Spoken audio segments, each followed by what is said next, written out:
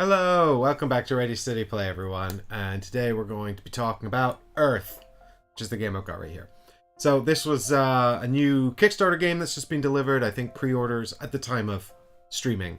Pre-orders are open with distributors at the moment at your local game store. Hey, Difter, Brian Heggers. Hey, how you doing? So what we're going to be doing is we're going to be doing a teach and then a solo playthrough and then a review at the end of Earth, which is a tableau building game. It is very much a tableau building game. So you'll see sort of as I teach the game what it's all about. But it's currently quite high up on the BGG hotness as well. Now I've got some notes for my review later right here. But I just want to say the designer is French-Canadian, I believe. Maxime Tardif. Hopefully that's correct. It's published by Inside Up Games, and I know that one of the credited artists here is also, I think, the owner or proprietor of Inside Up Games, the publisher. That's Connor McGooey. And we've got some other credited artists here as well. M81 Studio, and also Yulia Sozanik and Kenneth Spond. So it's pretty solidly light, medium, middleweight, light side of middleweight game. And it is a tableau builder. It's sort of an action selection game. It uses a very standard sort of I pick, you follow kind of action selection mechanism. And it's got simultaneous play as well, which you won't really see demonstrated in this solo playthrough. But I also played this on Paul Grogan's Gaming Rules channel back when it was on Kickstarter. I quite liked it. I picked up a copy. Since then, I've played it a few more times on BGA and a few times in real life as well. So this will be my second solo play, but probably my sixth or seventh actual play. Anyway, hello everybody in chat. Thanks for coming and hanging out. So I've got the game set up right here, and what I'll do now is I will give you a bit of a teach on how the rules work. This is supposed to be nice, relaxing music, but it's a bit loud.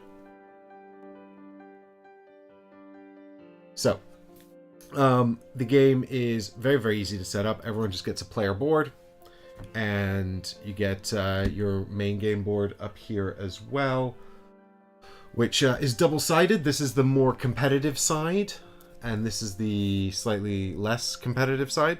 More on that in a minute, but if you're familiar with Wingspan, then you'll understand the difference between these two sides. It's the exact same as the objectives. The difference between the objectives board and Wingspan, the two of those. We've got here all of our cards. So all of these cards here are going to be used during setup. This is empty because it's the solo cards, which I've got out at the moment. But we will... so you don't need to worry about those for the teach. I'll do the solo mode in a minute. It's very simple, but you need to understand the game to get the solo mode. And then over here are all the cards we use during gameplay, which are just one giant stack of cards. And in this game, are we playing as Earth? I don't know. Are we gods? I don't know. I don't know. The game doesn't tell you. It's pretty abstract. I mean, it's done a good job of couching the mechanisms within thematic dressing. You know, so the actions are all named after the kinds of things you would sort of expect from the Earth's natural cycle, and and all the cards and things they're all plants and stuff. But fundamentally, I don't really know what we're playing as because we're all competing. So we can't be Earth. Jadika says you're playing as a planet. No, because we can't all be Earth, right? I mean, there's only one. So are we all different versions of Earth? Are we all different climates on Earth? Because at the start of the game, you get an island card and you get an environment card. And so are we islands on Earth? Unclear. Unspecified. So it's quite an abstract game in terms of its concepts. You're not really sure who we're playing. In the solo mode, we're playing against Gaia, which is Mother Earth. So all a little bit unclear. But the game is all about building up this tableau here, and you're going to get points out the wazoo, and it's just about maximizing as many points as you can. So I'll talk about the scoring in just a minute, but what I've got here is the main game board for, hang on, there we go. Nope. Okay, I've moved this around and now it's off camera. There we go. So this is your sort of player board here that you're going to be starting with. These are the 4 actions available in the game. These cards here are all going to be unique powers that you're going to pick at the start, and then they'll be with you throughout. Over here we've got some discard piles for cards that are played during the game. And down here you've got a little iconography grid to help you understand what's going on. And so the 4 actions that you've got in the game along the top here at a high level are play cards into your tableau, which you can see over here is this playmat, but you might not have the playmats. They don't come with the retail version. This is a Kickstarter thingy, but it doesn't really matter. The point is you're making a 4x4 tableau, and so this is just to help you guide the cards around. And as you play the cards out, you know, they're not fixed in the sense that when you put them down, they're done. They can be moved around so long as you don't go over 4x4. So as you fill it in, you'll be more limited in terms of what you can play and where you can play it. But, you know, if you didn't have this, you'd just be putting them out like that, and then you can build outwards from up and down, so long as you don't go more than 4 across and 4 up. You've got 16 cards, and that's all you get. Are we Captain Planet? We could be Captain Planet. So the cards are play cards into the tableau. This one's get soil or earth, and this is a little resource. Again, I've got these little wooden pieces here. You'll have cardboard chits that look like this if you have the retail edition. This is a 10 piece, but you'll have cardboard for the ones as well. And this is a currency. This is the only currency in the game. It's used to play the cards. So when you play cards into your tableau, you're going to have to pay some amount of earth. It could be 0, it could be as much as 15. So this helps you to get earth. It also gives you this ability to add some cards to your personal compost. More on that in just a minute. So over here we've got, so this is called the, oh god, I can't remember what this action's called. This is called grow. This might be called compost. This one's called watering.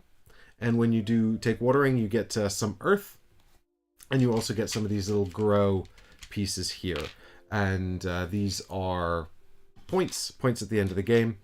And we'll learn more about them in just a minute. But you can collect these, and you can also trade them in for earth at a rate of 3 for 2. So you can trade 3 of these little grow pieces for 2 earth.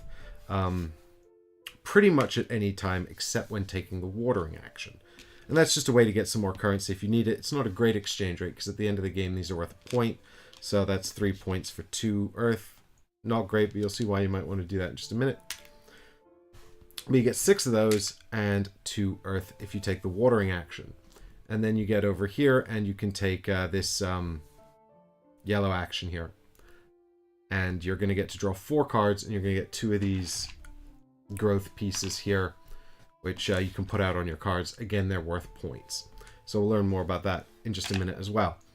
Everyone else gets a less good version of this. So on your turn, you're going to pick an action, and by taking the active player marker here and putting it above the action you want to take, and everyone else is going to have these leaves on their player board here, and they're going to move them up there and take a less good version of it. So it's entirely simultaneous play. You take a main action, and everyone else gets to follow, and you all do this simultaneously and carry out your entire turn simultaneously. 50 dirt. No, Brian. 15 dirt. Yeah, 50 dirt is way too much dirt. No way. Now, they cost between 0 and 15, as far as I can tell. There might be more expensive ones, but I haven't seen them. So, on your turn, you pick one of these actions to do, and then everyone gets to follow you. Now, where the game sort of really comes in is in the scoring, right? Because all of this is really about maximizing points. Now, a good score in this game is in the region of 200, probably over 200, and a winning score is probably pushing 300 points. So this is absolutely a tableau builder, and that means it's really all about finding the cards you need to win. Now, there are 3 kinds of cards here in the cards we'll be using to play the game. And you'll start with some of these in your hand. There's no maximum hand size, so you can just collect as many cards as you want, search for the ones you want to play into your 16-card tableau, and then ideally what you want to do with the rest is discard them here into your personal compost, because everything here in your personal compost at the end of the game will be worth 1 point. So you're going to get points from these little growth tokens here. You're going to get points, from these growth tokens, from these are called sprouts. You're going to get points from these sprouts. You're going to get points from cards in your personal tableau. 1 point per thing. 1 card, 1 growth, 1 sprout, 1 growth token. So that is one way to get points. But what we've got here is my little scoring pad. Actually, before I show you that, you'll start with a bunch of cards in your hand. There's no maximum hand size. You'll be able to draw more cards as you take these actions. The yellow action lets you draw 4 straight into your hand. The growth action lets you draw 4, keep 1, and then the rest go into a discard. It's important to note that with this action here, they don't go here, they go over here. So you don't get points for it, but you can hunt for a card that you might need. And there are 3 different kinds of cards in this stack right here. We've got this terrain card here, which is one of the less common cards. The terrain cards sometimes give you endgame scoring conditions, or sometimes they give you... This one just gives you immediately 6 soil. So you can see at the bottom there, 6 soil. Now, the terrain card has this name at the top, Volcanic Grounds. And next to that, the symbol here. That just means it's terrain. So we can see that this is terrain. Now the cost is in the upper right. So we can see that this card costs 1 soil to play. And where you see that leaf, that's points. So at the end of the game, 4 points if this card is in your tableau. Along the top, you can see 3 environment symbols as well. A sun, a snowflake, there's sort of like Rocky Mountains, and there's a 3rd symbol as well, which looks a bit like flooding. And these different environment symbols don't mean anything unless another card tells you they do. So there might be cards that look for them, that ask you to find them, things like that. So again, these symbols are put into context by the objective cards, which we'll look at in a minute. But there's a little bit of flavor text on the bottom here as well. So there are these terrain cards you can find. Some of them give you bonuses, some of them give you discounts on things, others give you additional endgame scoring conditions. So terrain is one kind of card you'll find in here. Then another kind of card are these event cards. So event cards have this lightning bolt symbol at the top, and you can play an event card on your turn whenever you want. And when you play an event card, you just immediately carry out what it says on the bottom, and then it's done. So this one gives you 0 points for playing it, and it gives you a sprout and a growth right away. So there's been some fog. The fog has helped rejuvenate the land, and so you've got a sprout and a growth out of it. Now this one's a fairly tame event, but when you play an event, it just goes down here, and the reason we keep them down here is the vast majority of events are worth negative points. So here we've got an asteroid, which is worth -4 points. So that's not good, but what does it give us? Oh, there's the hieroglyphs. So in this case, you're going to pay. So the asteroid collides into your environment. You lose 5 sprouts and 4 growth, so it knocks down all the trees. But you get 8 dirt, and you can compost 5 cards from your hand. So more on that in just a minute. Well, actually, no, let's explain it now. So this is the compost here. As I mentioned earlier, every card in it at the end of the game is worth a point. And you'll be putting cards into your compost from the top of the deck here, and also from your hand here as well. You'll never remove cards from your tableau. Once they're in the tableau, that's it. And the tableau is the game counter. The minute someone hits 16 cards, game's over. You finish the round, because there'll be a first player here, and you finish the current round, and that's the end of the game, no matter what. And the first person to finish their tableau gets to take one of their little leaves, and they get to mark off this 7-point position here, and they'll get 7 bonus points for being the first to finish the tableau. I think there's one on the other side as well. Yeah, it's here. I don't know if it's less competitive on this side of the board. I don't think so. Anyway, yeah, so 7 points if you're the first one to finish your tableau. Oh, that's the solo symbol. I'm going to have to look something up. Remind me later. Are those pictures or painted stuff? All the cards are photographic art. So they're all pictures. There's no painted art in this.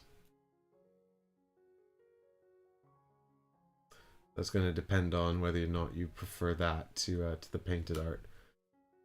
So the vast majority, so you've seen the event cards and the terrain cards, but the vast majority of cards in this deck are called Flora. And Flora comes in many different kinds, and it's quite a variety as well. So we've seen, oh, come on. So that card's way too green. Let's find, here we go. A Japanese maple. Oh, come on, work with me here. All right, let's look at it over here.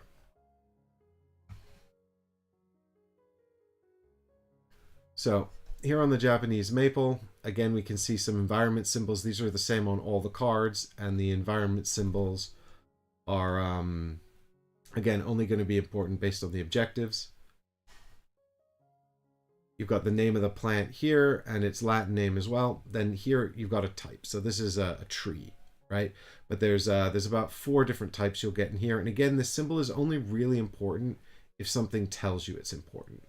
So you'll find things that'll tell you that this is important or not important. And let's sort this camera out because it's going to be a little hard to focus if we can't see what's on the card.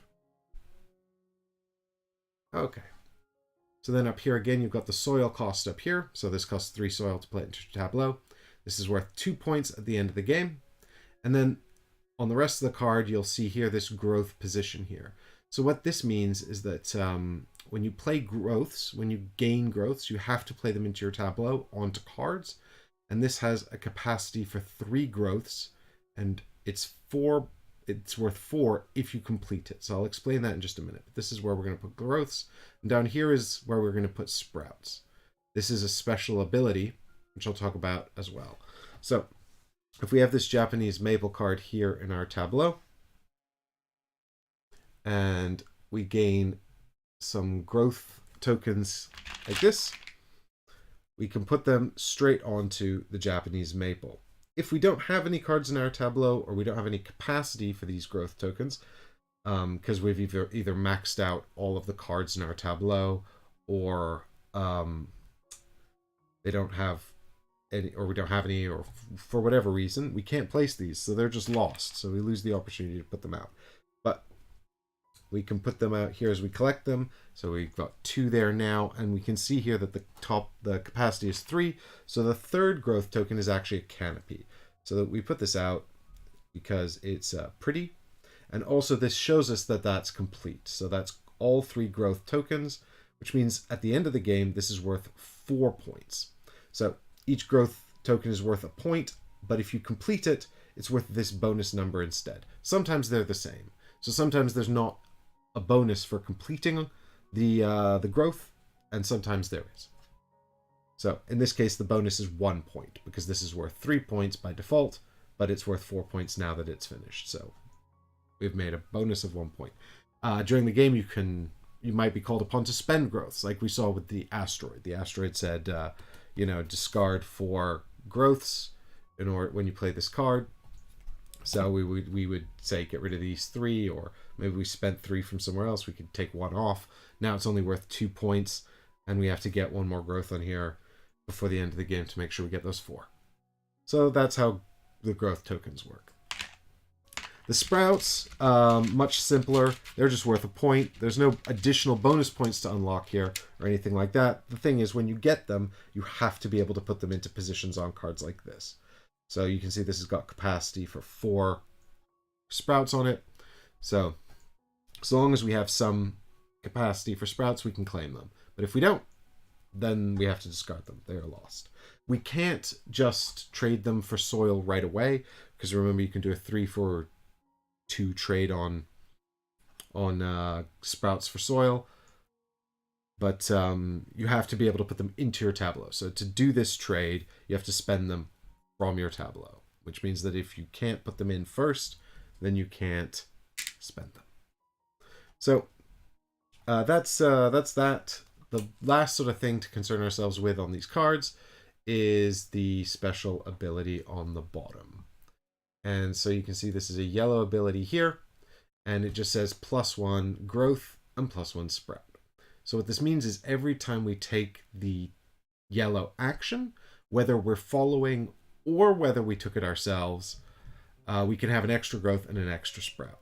So you can see that there's lots of different cards here that upgrade actions. So this one augments the blue action. It says -2 growths, so spend 2 growths to get 4 sprouts. So that's a net gain of 2 points for the end game, but of course we still have to consider the bonus points we might be losing, as well as our capacities. So, you know. But overall, probably quite a good deal. And here we've got Spearmint. This says when you are taking the blue action, you may have a sprout, and you may compost a card from your hand. So this is a way to get cards you don't want to play and into your compost for a point. So this is generally a good thing, but you do have to have cards that you are sure you don't want to play, because once they're in the compost, you'll never get them back into your hand. So you can of course do this. You don't have to trigger both parts of it if you don't want to. It's only if it has the colon like this that you have to trigger both parts. So here you would have to spend 2 growths before you could get 4 sprouts. But here you could just do part of it or none of it. It's up to you. But there's never really a reason not to take sprouts if you have capacity for them. So here we've got one that augments the red action, but it's the same kind of thing. Get 2 soil and then compost a card from your hand if you want to. There are very rare green actions. I'll see if I can find some for you. Sometimes they have double actions. So this one it triggers off of yellow or red. So that's useful. Here we've got an environment that's going to give you bonus points.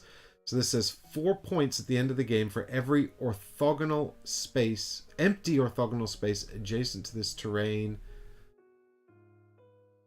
outside of the island counts.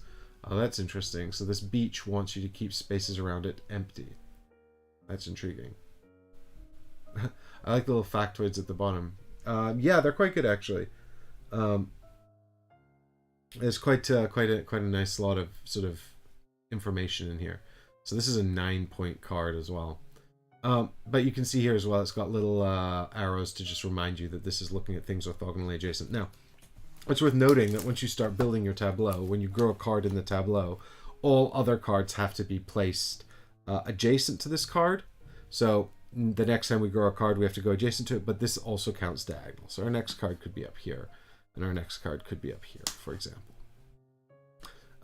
It's entirely up to you. And then you could actually, these also could be down here, you know, but once you get a card up here, these are now fixed. They definitely can't move. So it's up to you how you want to build these out, and there is scope to put them out in such a way that, for example, when you're triggering the blue abilities, you're going through these in order, and so you might want to try to put them in a specific order to sort of maximize the potency of the interaction of the abilities. You know, so if you've got one that spends growths like this, maybe you want to put it after a card that gives you growths, so that you can claim the growths and then spend the growths. But that requires quite a lot of planning and also the right cards in hand at the right time, which might not always happen. There's one more ability type I wanted to show you. I'm just going to see if I can find one. I'm not having much luck. There's a lot of cards. There we go. There's a good example. Cool. Good. This'll do. Brian says, I like the design of the cards. A hint of Sierra Madre games, but with clearer QOL. What's that, Brian? Quality of life? Quality of life improvements for readability? Yes. They are very readable. So we've got here the rainbow ability. So this triggers off of the blue, yellow, or red ability. And we've got here a black ability. Again, this is just sort of triggers once and then it's done. And finally here we've got a terrain card with a green ability. So these are quite rare. They trigger off the growth action, which is the only action that allows you to play cards into your tableau. It's the only way to play cards into your tableau. So this gives you an extra growth when that action's taken. It's also got this brown function here, which is a passive ability.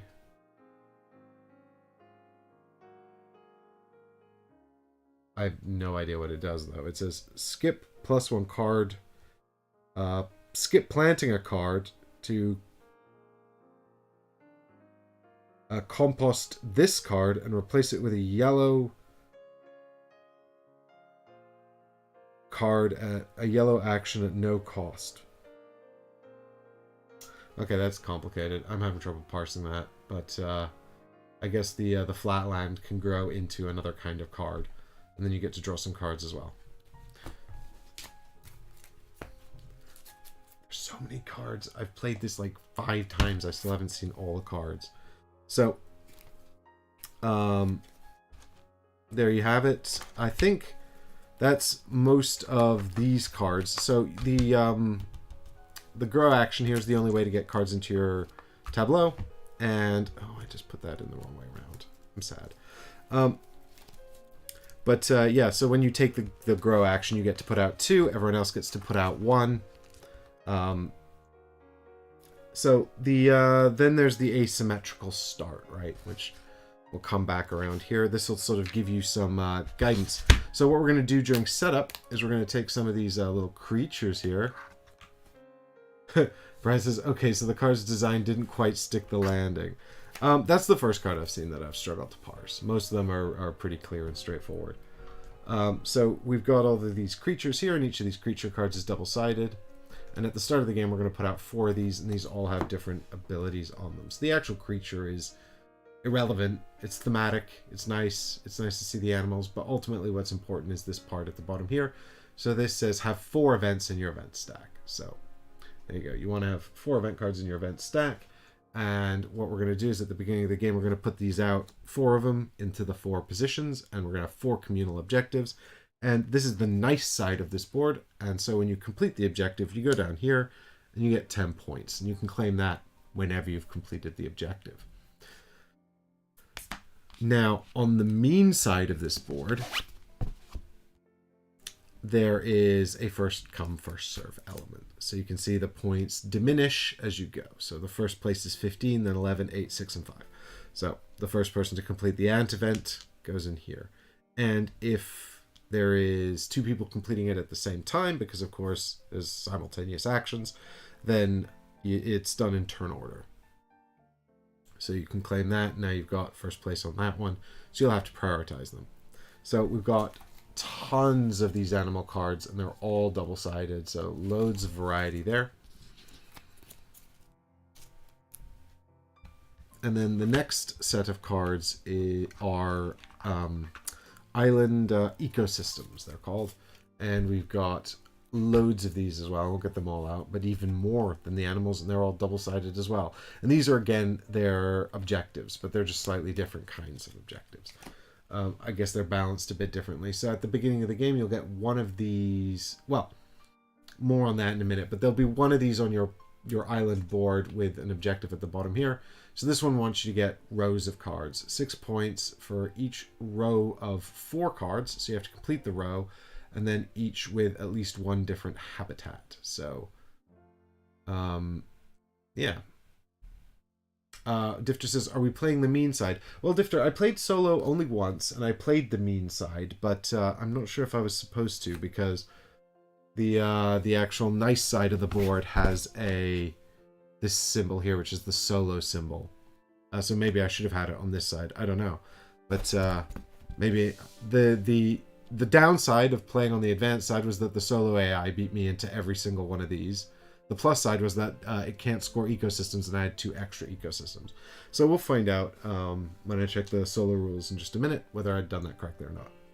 But when you choose an ecosystem, it'll be put here onto your player board, and that's a unique scoring condition just for you. Now, on the basic side of this board, it's just 4 animals, and that's it. On the advanced side, they call it the advanced side. On the mean side, there are 2 extra ecosystems, which will be randomly placed at the beginning of the game, and anyone can score these. So these are just additional communal scoring goals, and these are not competitive, so everyone can get full points for these, unlike the 4 animals. So you'll put those out at the start as well. And after that, you've got the climate cards. So these are double-sided again. These are chosen at the beginning of the game. Each player will get to pick 1. They give you, again, some starting symbols. So all of these might have these environment symbols on, and these will combo with anything in the game that's looking for these. There's some points on them as well, so you'll start with some points, which is great. And then down here, an additional ability. So you can see here, this one says you can compost a card from hand, and if you do, gain a soil. And that's whenever anyone takes the blue action. So when we choose this a climate card, we'll put it out here on our personal tableau. And the last thing we're going to do is pick an island card. So again, we've got tons of island cards, and they're all double-sided. And the island card has, again, it's got the environment symbols, it's got the points on it, and it's got this black ability here, which is actually your starting state in the game. So this one's telling you you're going to start with 10 cards in your hand, 4 cards in your personal compost, and 6 soil. And then it also might give you another ability. This one says any cards with the snowflake environment cost. So now this is referenced the snowflake, which means we have a point to look for these. Any cards with the snowflake environment on them cost 1 soil less to play.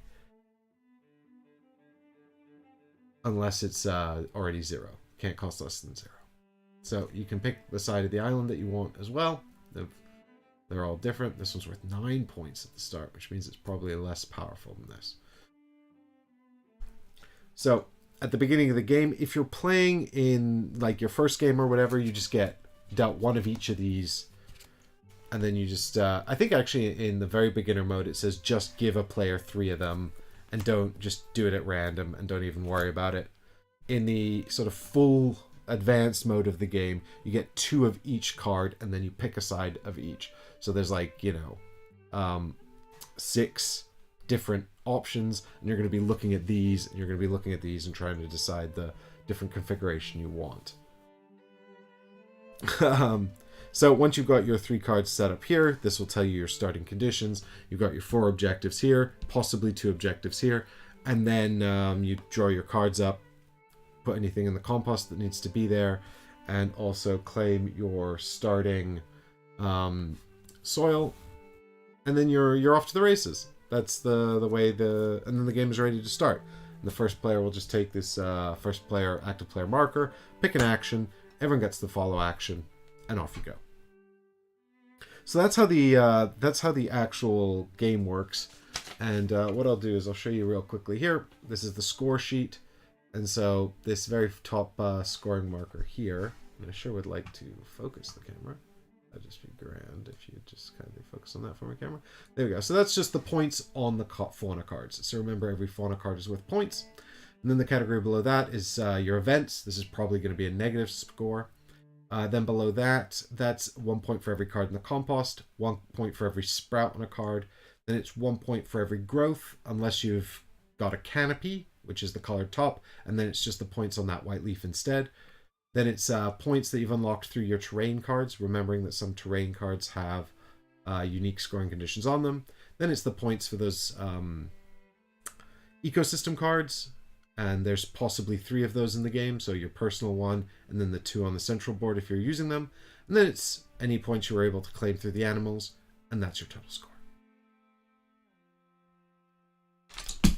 So with that in mind, we've seen how that's how the basic game works, There's quite a handy little grid down here as well, but that's everything.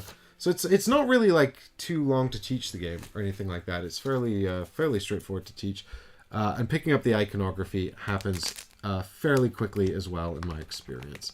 So that's a good thing. Now, what I'm going to do is I'm going to talk about the solo game, because I just played the solo game, and it feels a lot like the multiplayer game. So they've done a good job of capturing the same feel, but I might talk about my thoughts on that a little bit more in the review at the end. This stack of cards is also impossible to shuffle, so I'm just dumping these back in here at random. Alright, let's have a quick look and see if it says in the rulebook whether or not the solo mode wants to have the competitive side, or if it doesn't matter. There's also a 2v2 team mode, which I haven't played, but I can talk about that a bit, or what I reckon about that. Begin by setting up the game as you would for a regular or advanced game. Set your player board to the solo side and decide on a difficulty level. Yeah, that's fine. So you can play, it sounds like you can play regular or advanced. I wouldn't say or advanced in brackets. I think it'd probably be easier to play on the regular side of this board, because you can't, like, the AI claims these really quickly, but I mean, it can. It's a bit random. Anyway, I've got the AI board set up over here. A lot of the AI stuff is abstracted. So what we're going to do actually is we're going to ditch this player board here. Get out of here, ecosystem. Did I just put that in the right, back in the right spot? I think I did, yes. They did a good job with the solo AI. They will stomp on you competitive. Triple L, yeah, I mean, I didn't do too badly in my first game against them. My only game against them. It wasn't great, but it wasn't terrible. I played on... Well, I'll show you now. So this is going to go away. This is the team board, by the way. This is only used in the 2v2 team variant. But otherwise, this is just a regular player board. So get rid of that. And we'll bring in, over here, the AI board. So the main thing, or the solo mode player boards. The main thing to notice about this is that it's got the actions along the top and the bottom. And the reason for that is this is the easy and regular mode, or beginner and regular mode, and this is the hard and expert mode at the bottom. So if you're playing on hard or expert, you won't use the top part, and if you're playing on normal or beginner, you won't use this bottom part. Now, if you want to escalate from hard to expert, it just means that there's some extra text on these cards here, the solo deck, that you'll implement. Likewise, if you want to go from regular to beginner, there's some extra text on here that you'll implement. So I played just once on hard mode. So I played the bottom row, but without the expert caveats from the deck here. And I lost by 20 points. I had a score of 178 to the AI's 196. So I'm quite interested to try that exact situation again, because what I'm really interested in is, does the hard AI, is it going to get quite a similar score to the score it got previously, or is it extremely arbitrary? We'll find out by running the system again. So I'm going to play on hard. But I also did the sort of the full advanced setup. So I played the competitive side of the board, and I gave myself 2 ecosystems, 2 environments, and 2 islands to choose from as well. And so I was thinking about that. So I don't know if 20 points is a stomping. But, you know, I thought I was alright, given I'd not played the solo mode before. And so the solo mode ends either when I complete my tableau, in which case I get to claim the 7 points, or when the AI runs through its AI action deck here twice, and then it will claim the 7 points. Triple L says, that's really good. It's the common goals that are hard to beat, Gaia. Yeah, I mean, I didn't win a single one of the common goals. In fact, I think I only achieved one of them. So I was just kind of, I got a lot of terrain cards, so I was able to unlock quite a lot of points through terrain cards. I didn't finish my tableau either. I had 2 open spots, and they finished the game. But I'm interested to see sort of how consistent it is as well. Not that 2 games is a particularly strong data set, but I'm willing to give it another crack and see how it is. But let's start by randomizing some animals here for our objective board here. So yeah, by the way, just very quickly to give you guys a brief overview of the Automa board here. A lot of it's abstracted away. So what it's got going on. So what it's got going on here is just a place for sprouts. So all the sprouts it earns, it will collect here. Likewise, it's got growth here. All the growth it earns will be collected here. And these are just like the spots on the cards that we play into our tableau. And what you can see on these is that, no, well, you can't. What you can see on these is that they've got the a capacity as well as a canopy bonus on them as well. So it'll just fill these up in order. But also it quite conveniently lets you know that each row is a total of 25 points. So if it manages to cap off every plant in the row. Just likewise, the sprouts are organized into sets of 5. So they're easier to count. And then it's also got a function where it will put cards that it manages to compost into here, and they're worth a point at the end of the game, just like ours. And these are cards that are going to be played face up. And so this kind of is a simplification of the grow action, because it doesn't play cards into a tableau. Whenever it gets a face up card, it will just pop it into here. And then the only thing that matters is the points at the end, which are here.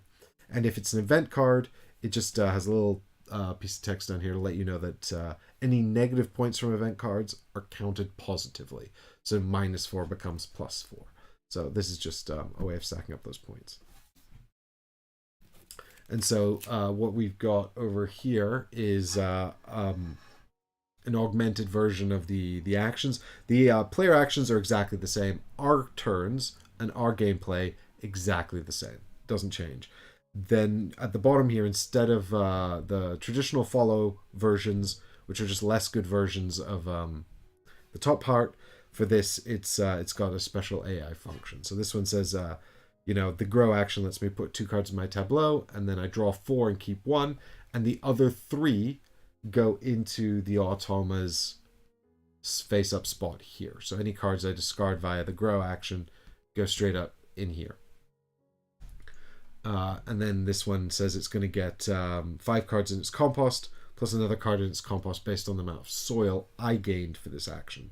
Likewise here, it gains sprouts, and it gets more sprouts the more bonus blue actions I have. So again, those are the actions just like this. So for every extra blue bonus I have, it's going to get 1 extra sprout. And then over here, the yellow action's very similar. It gets 3 growth, and then it gets an extra growth for every card I draw thanks to the yellow action, and that's 4 by default. But a lot of the cards that go into the tableau kind of sync up with what's going on down here. So the red action is the best one for getting soil, so a lot of the red bonuses get you more soil. The blue watering action here gets you more sprouts. So you can see here on this bonus blue one, it's spend a soil to get 3 sprouts. So it's just more ways to get sprouts. And likewise, the yellow action tends to get you either more cards or more growth. But there are, of course, lots of exceptions to this throughout the game.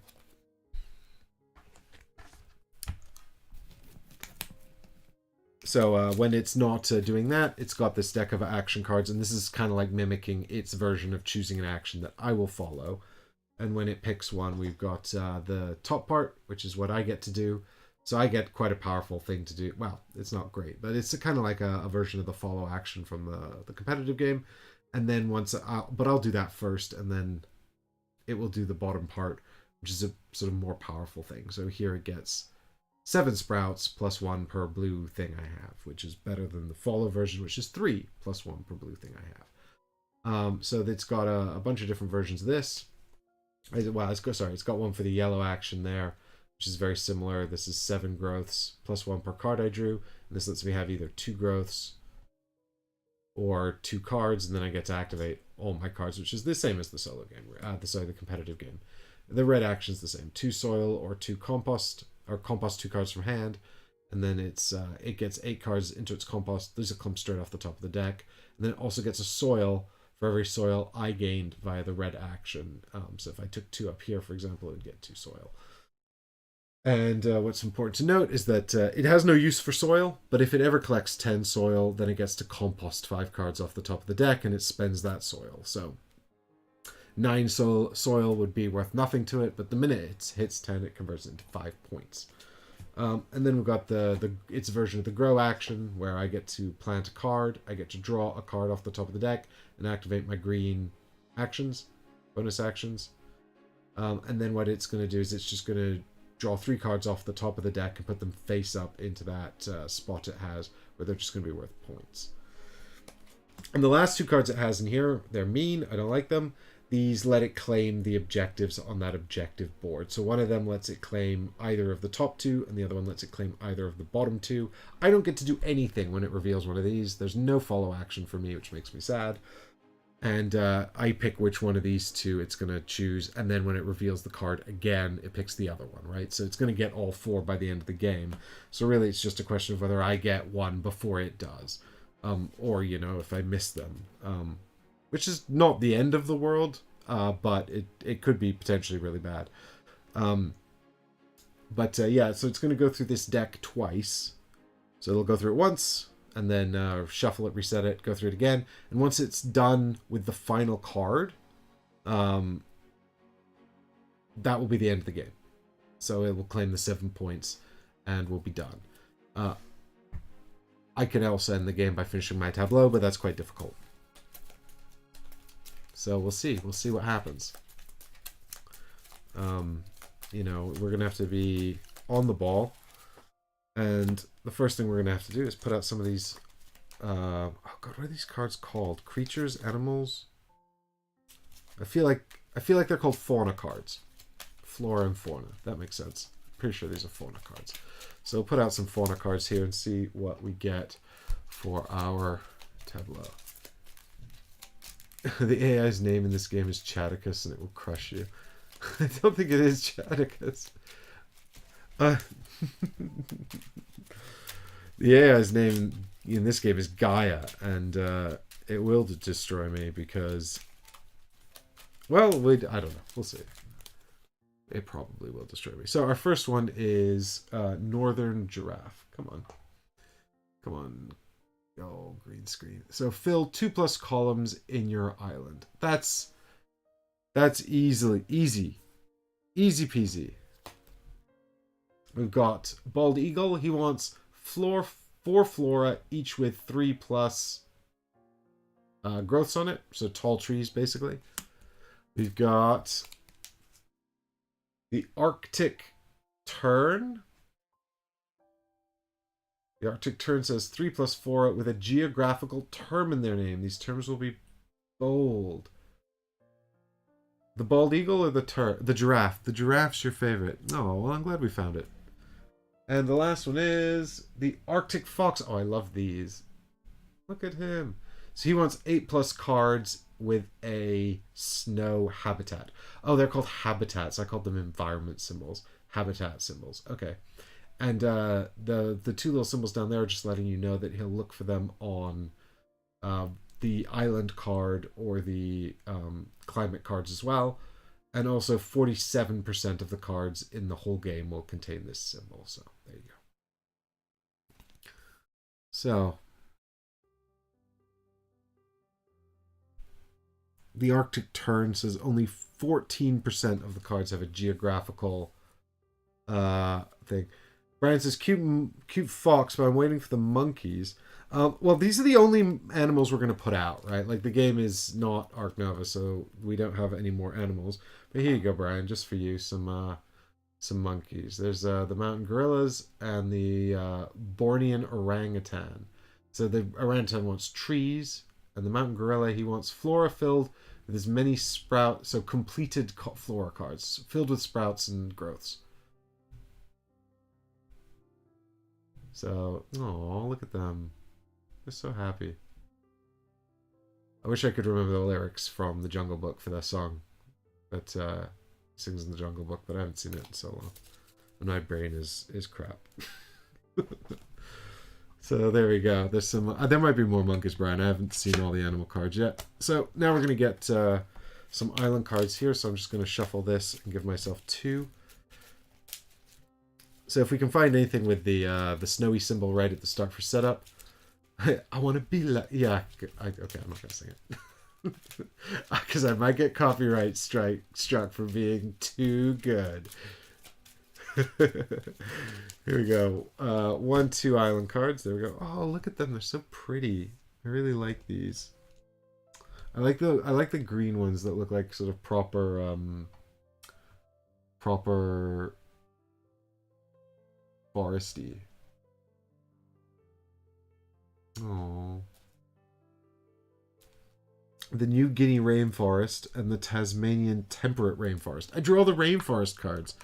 Oh, I'm unlikely to get snow symbols from those. Well, they don't have... These ecosystem cards don't have... Oh, I need to do 2 more ecosystems for the objectives. We can just pull these out of here at random. Give me this one. It is the Huan Yang Savannah.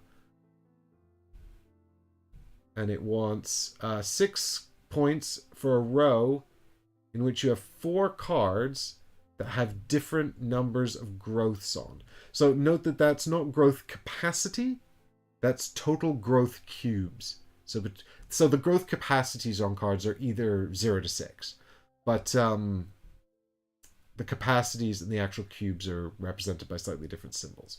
So this wants you to have cards with different numbers of actual cubes on them. And then we'll get one more from the top here. It's the Sud Swamp. And this wants rows of cards, each with at least one different habitat.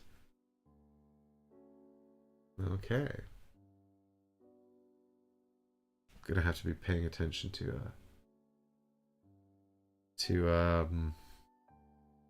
habitats a lot, I think. Okay, good. So we've got our ecosystems out there. We're gonna do some random climates here as well, and then we'll take a look and see what we've got. See if we can't find some commonalities here. So there's a couple of climates. I see arid right on the top there. And then we'll put out some... oh, I've accidentally put an ecosystem in with the islands. Yeah. These are now all islands. So let's have a look and see what islands we can get. Bam. Now there are also, if you have the Kickstarter version of the game, season cards. But I'm not going to use these because... I don't think that I mean, they're just helpful for me, so they just make the game easier, and they wouldn't be in here if I didn't have the Kickstarter. But the season cards are just like, you'll have a November card, for example, and they're very simple. You just play it face up on the table at the start of the game, and then it just changes the rules of the game slightly. So, like if you have the November, this side of the November card, it says all mushrooms cost 1 soil less. You know, and that's just true for all players for the whole game. So it's just like, you know, little variations on the rules. Okay, so with that in mind, let's have a look here and see if we didn't get some island. No, that's not what I want. Tableau. This is what I want. This is my... I picked this one. I like this one. Okay, so we've got some objectives here. We've got our New Guinea rainforest, which wants us to have 8 points. 5 points. 5 points for every 2 cards, each of which have a points value of 4 or more. And that includes your island and also your climate card. Or we can flip this over and have 12 points if we have 8 cards, each with a points value of 3 or less. That's the Atacama Desert. Ooh.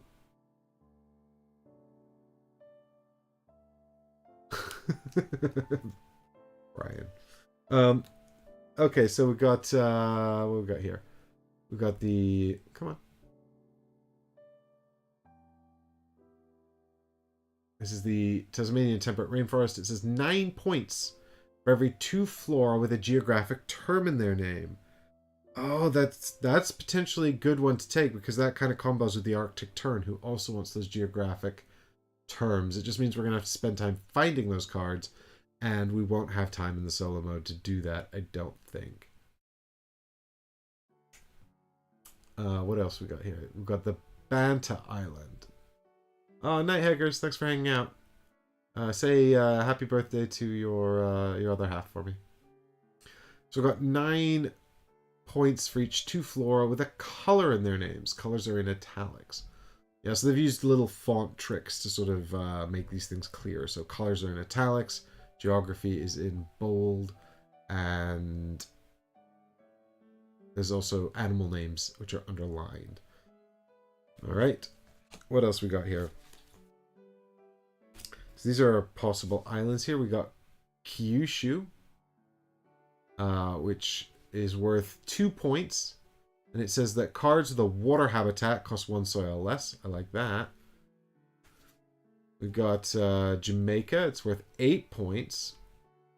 And it says here, draw a card for each event you played this turn.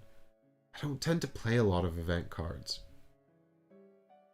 I mean, I like that, but also, like, a lot of the event cards are pretty destructive and could potentially be a lot of negative points. It's probably quite a good strategy where you, like, play the event cards out, but I don't know. Okay, we've got Iceland. So 2 soil for every red ability you planted this turn. So that's a growth action. And if we plant cards with the red ability, we'll get 2 more soil. But the red action gives us more soil anyway. And we've also got the yellow action here. +2 growth when you pick the yellow action. This is Mooria. And it's worth... This is 4 points. Iceland is worth 6 points. Okay. So now we've got our climates. So we've got arid. It's a 1-point climate. And red action. Draw 2 cards if you chose the red action. Now, I like that because it adds card draw to an action that gives me soil. We've got over here the humid subtropical. This is a 4-point climate. And when you take the blue action, or when anyone triggers the blue action, you can compost a card from hand to gain a sprout. That's great. That's 2 points, but we still have to cards in hand to use it. Over here we've got Boreal, which is kind of the same. It's got that coveted winter symbol, which is going to help us trigger the Arctic Fox. We need 8 cards with that on. It's 2 points. And it says when you take the blue action, you can compost a card from hand for a soil. Or on the back, we've got the Ice Cap. Again, with the ice symbol, it's 3 points. And it says when you take the red action, you can discard a growth for 2 soil. I'm not seeing a lot of sort of nice combos right off the bat here in these islands. I like the idea of this geographical eco card here, the Tasmanian Temperate Rainforest, because it combos with the Arctic Tern. The downside is that there's only 14% of the cards in the entire deck will fulfill the criteria on these, and that's not many, and I have to find them. And if I don't find them, bearing in mind that, you know, that the deck is massive, I mean, these are sleeved, of course, but they're in there pretty tight, and there's a lot of them. There's like 200 or more. So it could be a big gamble. 14%. That was impressively specific. Brian, it's written on the objectives, Brian. I'm not just doing quick maths. Unfortunately, I'm not that clever. But yeah, but it's nice that, and I think more and more tableau builders are sort of doing this. You know, putting little. Actually, do you know what else does this? Actually, another tableau builder, which I was going to mention earlier, and I should have thought of earlier when I was making my review notes, is Everdell, of course. But Everdell does this as well. It tells you how many copies of each card are in the deck, which is kind of a similar thing. This tells you how many cards in the game are going to fulfill the criteria. So, I mean, this is probably a good one to do. I mean, 8 cards. So to fulfill this twice, you'd have to do your entire tableau with budget cards, which could be a strategy. I don't know. But I don't know. I'm going with this geographic thing, so we'll see. Maybe that's a dreadful idea. I'm not a big fan of the Iceland or the Jamaica side of these. I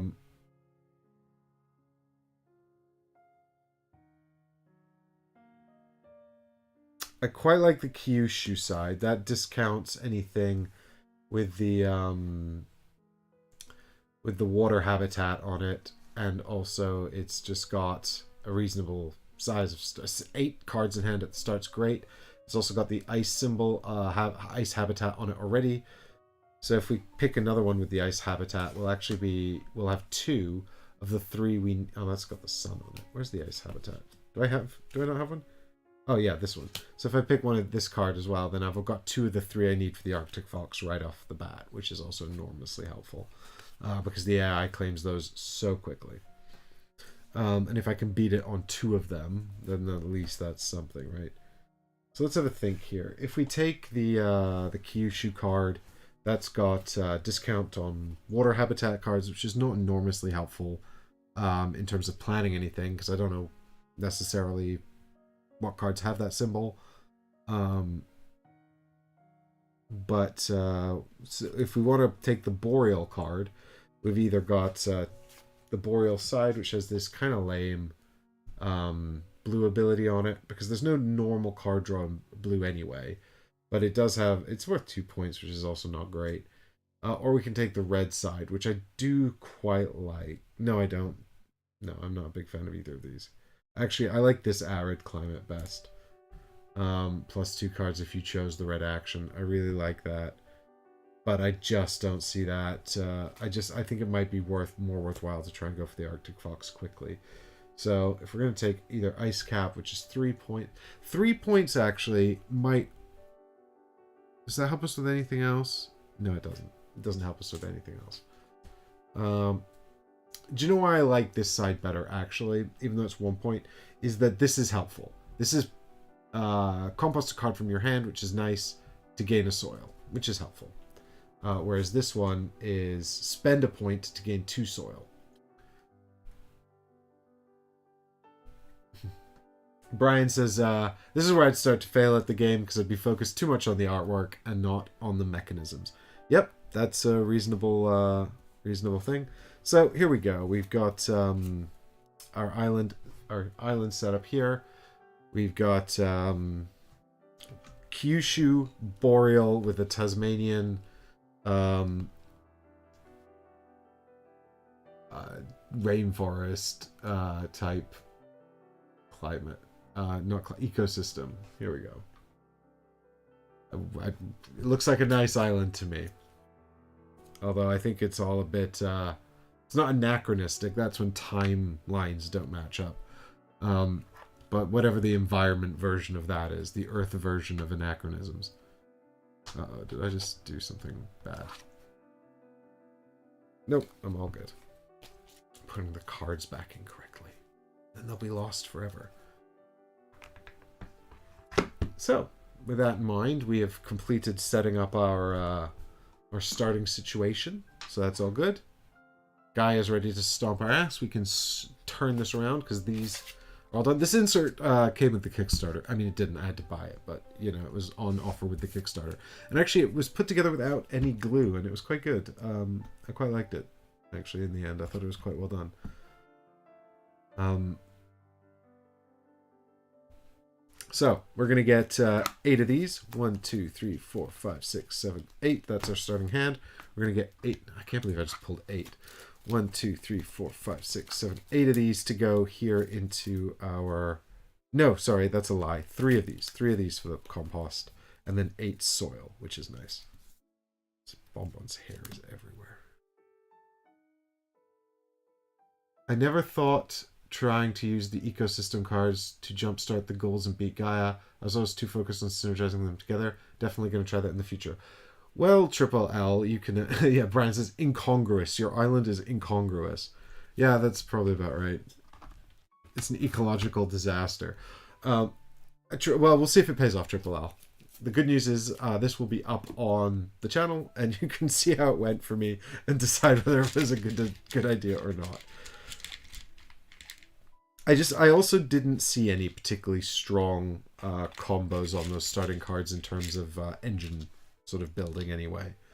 So that it wasn't particularly a hard decision to make. There we go. So there's 8 soil. And here's my 8 starting cards. We've got... so this is Card Auditor, the game. So what I might do is I might just have a quick look through these and just share with you the ones that are either pretty or... is this one? No. Pretty and or important to my strategy. Here's a Blizzard event that I've drawn. It's minus 2 points. And I can spend 2 sprouts to draw 3 cards. So that might be quite a good thing to do. Although minus 2 points is kind of rough. But that might be quite a good thing to do to help me get some more cards in hand early doors. And come up with a decent engine. Other than that, what I'm looking for is the Ice Habitat. I've drawn this Permafrost card, which is dirt cheap, so that's good. It's got that on it, so I could play this on my first turn and just claim that fox right away, which would be pretty good. This also says it's 1 point for each card costing 3 or less soil. So this is going to reward me for playing cheap cards, which might be helpful in this solo game because Gaia plays really quickly. It's not like when I'm playing with my friends and I can look over and I can see them sort of sweating over their tableaus and they're like, you know, because like the sort of one really prominent element of player interaction is you can see sort of is like trying to figure out when people are playing to end the game. You know, I've seen people get down to like one space left and then just like sort of run their tableau a bit because they don't want to end the game just yet. So that's the one thing that's sort of in this. Of course, Gaia doesn't care. Gaia just beelines towards the end. So it's going to be I'm going to have how many cards is here? I think it's 8, right? No, it's 6. 1, 2, 3, 4, 5, 6. Yeah, so I'm going to have 12 turns. 24 turns. Before this is over, no matter what. Which is not a lot. We've also got this other ice card here, which is Slippery Jack. It's a mushroom. It costs 3 soil. It's got the ice symbol on it. And it lets us compost 2 cards from hand. Or also spend 2 cards from the compost for 3 soil. So that's 2 points for 3 soil. Which is pretty... actually, if you think about it, a better exchange rate than this. Which is 3 points for 2 soil. Do I have anything? Flora with a geographical term in the name will be in bold. I did not get any of those. Do I have anything that takes 3 or more growth symbols? I do. So the corn would trigger the eagle. It takes 4. It gets 6. It's super green. So there's our corn card, which we could grow some corn for the eagle. Oh, I love this. I don't think this is especially good for me, but it's a Venus flytrap. I love it.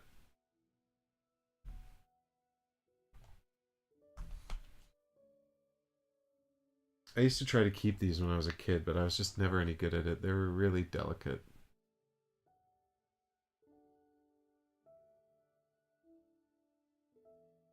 Oh, that's...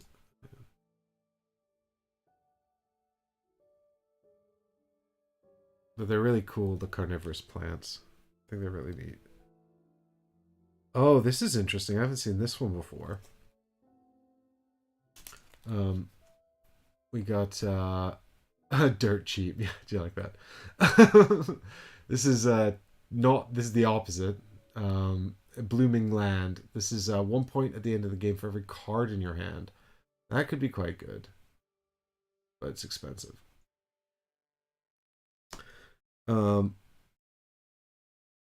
we've got this woolly buckeye actually, which is quite good as well. Whenever you take the yellow action, you can play 3 growths on any of the 8 adjacent cards. So it's kind of helpful for getting those out there. So, with that in mind, do we just go straight into the green growth action? I mean, I can play Permafrost for 2. I get 1 off the cost of Blooming Land, but I don't think I need to commit to that just yet. I also get 1 off the cost of Corn. So do we play Corn right away as well? It's also got this growth ability on yellow, which is quite helpful actually. It's spend a soil, get 3 growth. That's pretty good. That could help us if we decide we want to try to trigger the eagle thing, which we do. We want to try to trigger things. I also need to find flora with geography, so I love corn, says Chaticus. Everyone loves corn. It's like nature's candy. Okay, let's play corn then. So with that in mind, we'll go into the green action. This lets us plant 2 cards. So what we'll do is we'll plant corn and also permafrost. I get 1 off the cost of this, so it's a total of 3 and 2, which is 5 soil. So get 5 soil out of here. 1, 2, 3, 4, 5. And then at this time, I'm not sure if it really matters which way around these go. Oh, the corn also works with the permafrost because it's only worth 2 points. And the permafrost will give us 1 extra point. Oh no, wait, it's card cost, not card value. Never mind, I lied, they don't work together. It's already off to a terrible start. I'm doomed. But, never mind. Okay, so then we get to draw 4 cards and pick just 1. And if there's anything with a geographical term in the name, I'm going to keep that. Oh, yeah, and also I've played Permafrost, so I can claim the fox. Boom. There we go. Now, the thing to remember about this as well is whatever we don't claim is going to go to Gaia. Now, this is an easy choice because we've drawn 1 with a geographical term in the name. It's northern. So we've got these northern high bush blueberries, which are worth 2 points. That cost soil. They've got the Arctic symbol. We don't care about that anymore. But they do have the water habitat symbol as well, which gives us a discount on them. So that's an easy yes to the blueberries. And the other thing to think about in the solo mode is that all of these are going to be discarded now into Gaia's situation. Unfortunately, they're all worth 1 point, which is incredible good luck. Because sometimes they're worth 10 points, and then that would have sucked if we just gave them to her.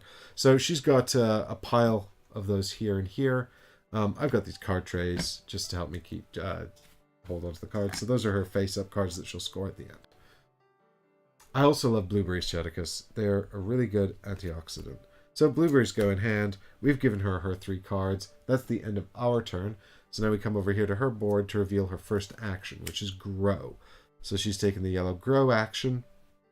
So I get to go first because I'm I don't know, because it's not obviously not how it works in the actual competitive game, but I can have 2 growths or draw 2 cards. Now, what we have to remember here is we've also got our corn, which lets us pay a soil for 3 more growths. So I think in this case, I'm quite happy to have the 2 cards, even though it's going to give her additional growths as well. I want some more cards. So let's draw 2 more cards, see what happens. We've got shiitake mushrooms and the plains. Are these going to have a fun... so these are very expensive. They're 9 soil. There's 0 points. It says here, 2 points for every sun in one continuous line through orthogonally adjacent cards, including this terrain. Line may turn but not backtrack. Oh, that's really interesting. So once... Oh, okay. Now, one of the reasons that this is also interesting is just because the 2 cards we have on our board right now both have the sun habitat on them. So we could pop this down here, somewhere in this line, and even here, you know, this is it could snake. It's just got to be orthogonal, which means not diagonal. But that's already 6 points. But it is 9 soil, so we'd need a bit... Well, it's 8 for me. I get a discount of 1 on it. So that's an interesting one. Maybe we could make use of that. This is my perpetual problem with tableau builders or anything where I have to audit cards is I want to play them all. There's not enough time or soil. So we've got our shiitake mushrooms here. They cost us 6 because we've got a discount on these 2. And we can spend a sprout for 3 soil if we take the red action. That's fine. I'm not especially excited by these. Cool. So there's our 2 cards. And now we can activate our yellow powers, which I think we should do. So we'll spend 1 soil here to add 3 growths to our corn. Corn goes up to 4, so boom. Yeah, I'm kind of hungry too, Difter, honestly. All right, nice one. Okay, and then Gaia gets her action, which is 7 growths plus 1 growth for every card you drew this turn, which happened to be 2. I took the 2 cards, so she gets 9 growths. That's great. So the first one here is 5, so there's 3, 4, 5. I could save time by not building the entire tower, but then, you know, it's kind of part of the fun, isn't it? Putting out the little towers of growths. I could just put the cap out to show that she'd completed this particular one. So she gets 9, so that's 5, 6, 7, 8, and 9. So she's completed 2 for a total of 13 points already. Oh, geez. And that's the end of her turn, so it's back to me, and I can do whatever I want. Now, what do I want to do? I want to play some blueberries, is what I want to do. I suppose I should probably be thinking a little bit more about combos as well.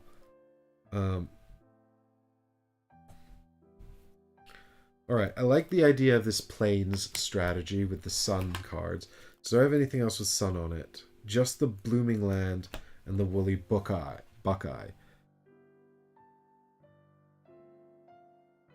Oh no, the Venus flytrap and also the shiitake mushrooms all have suns on. I mean, if we could just make one massive long continuous line of suns, how good would that be? Every card is worth 2 points more. Yes, please. I mean, we can't because our poor blueberries don't have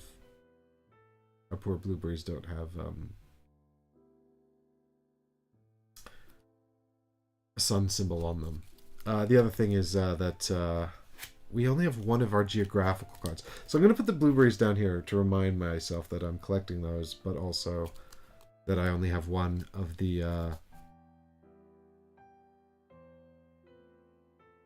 the 3 and 2 that I need.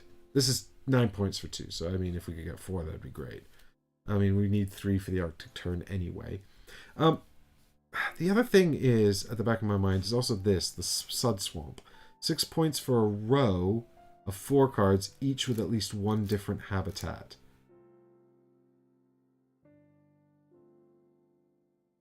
Do you suppose that just means that all 4 cards in the row have to have at least one habitat on? Or that they all have to have at least one different habitat?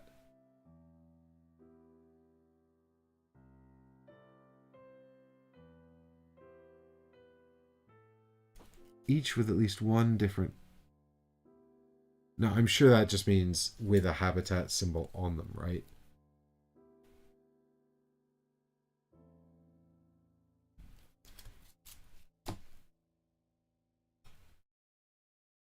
The Sud Wetland is one of the largest freshwater ecosystems in the world. Isn't that fun? So 6 points for a row of 4 cards, each with at least one different habitat. So if we understand that to mean the row just has to have habitats on, then that's doable. Or do we assume that also means 2 cards that don't have...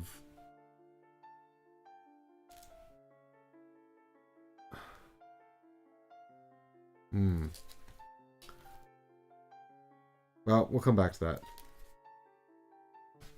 And the Savannah says 6 points for different numbers of sprouts, each in a row.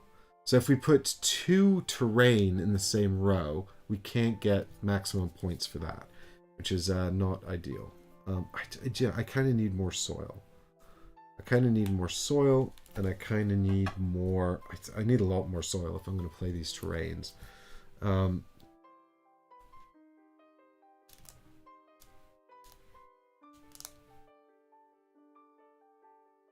really like the blue actions as well.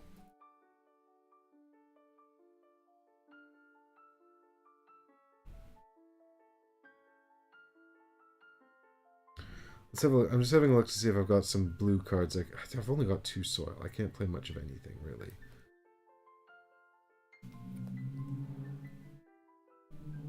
I can't even afford the blueberries.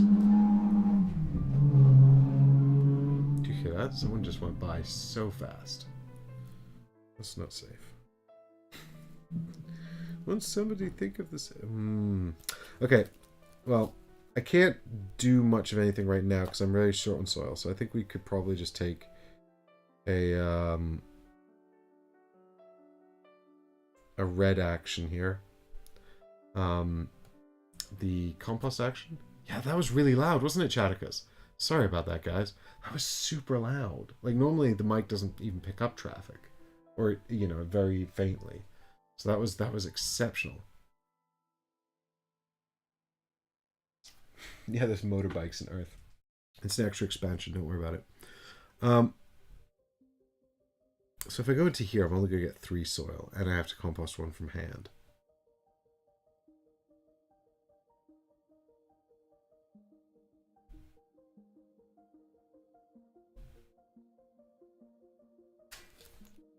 And I'm going to get 6 sprouts, which I can't even place. So forget it. We'll go here into compost. I'll get 5 soil. Let's take a little 5 soil token here. Now, what I'm going to do is I'm going to put it down here, just because Gaia is going to get some cards based on the amount of soil I gain from this action. And that includes all my bonuses, which at this stage is 0 bonuses, but in the future could be more. So it's kind of good practice. So I get 5 soil. I get to compost 2 cards from the deck. So that's 2 cards from the deck, which are added to my compost. I never get to know what they are. Hopefully they weren't too good. And that's actually it for my red action, because I don't even have anything that augments it. So I'll just pop that 5 soil out there. And then Gaia gets to compost 5 cards, and also 1 card for every 2 soil I gained, which is 2. So a total of 7 points for her. Jeez. 1, 2, 3, 4, 5, 6, 7. Triple L, very helpfully going on BGG to help us figure out the Sud Swamp. Thank you very kindly for that. And says, a row scores if every card on the row has at least 1 habitat, and if the 4 different habitats are on 4, and if the 4 different habitats are on 4 different cards. You need the 4 different habitats in the row, each being on a different card.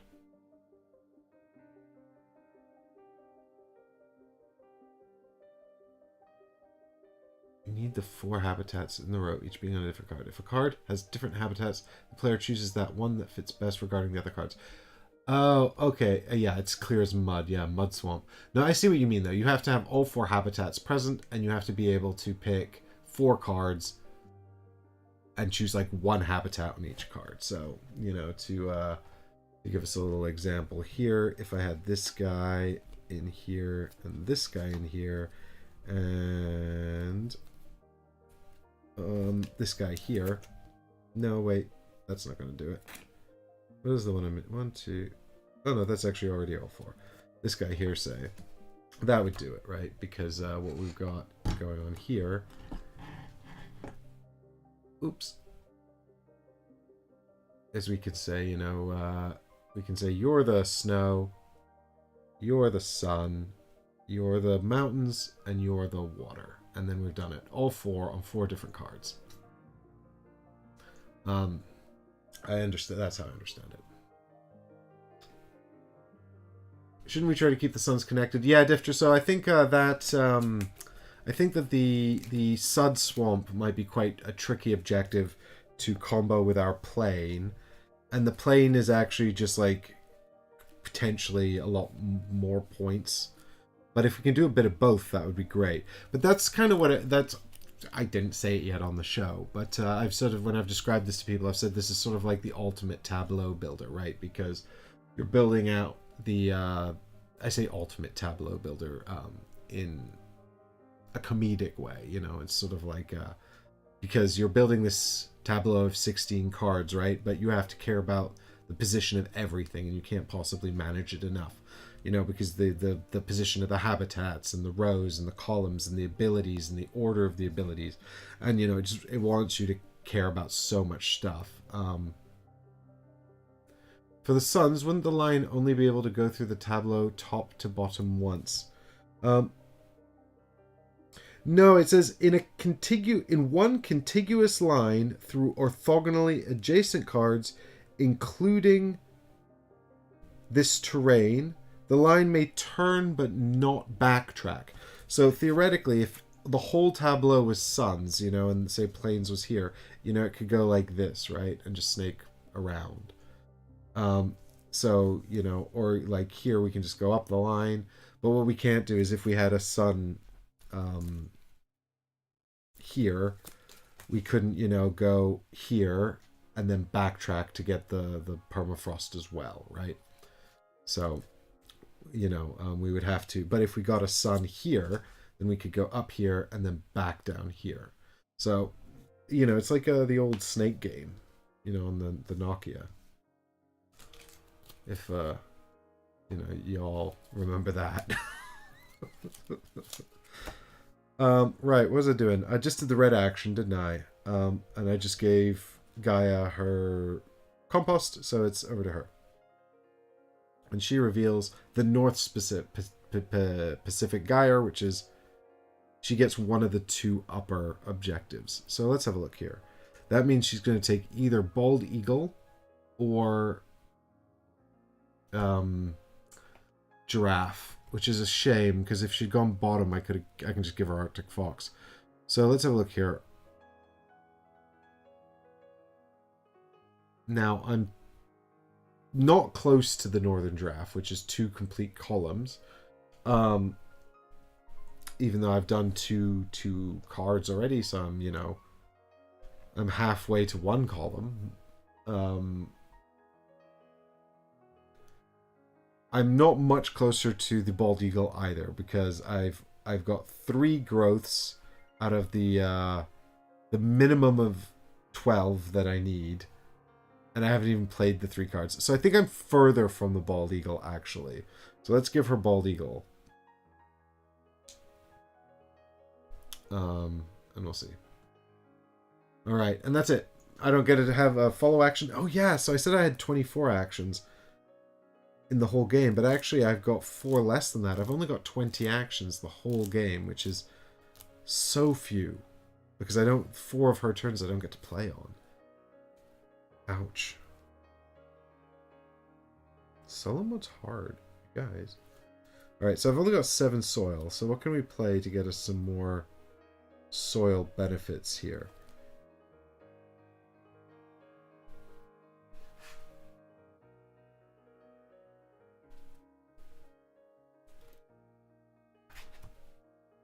So the bird's foot trefoil is not enormously helpful. Neither of these are enormously helpful. They also don't have suns on.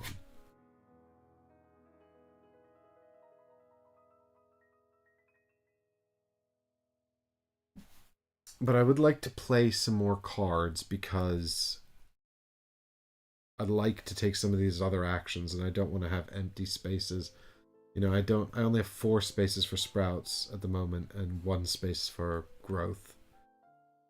I quite like the Venus flytrap, but it's 6 soil, which is expensive.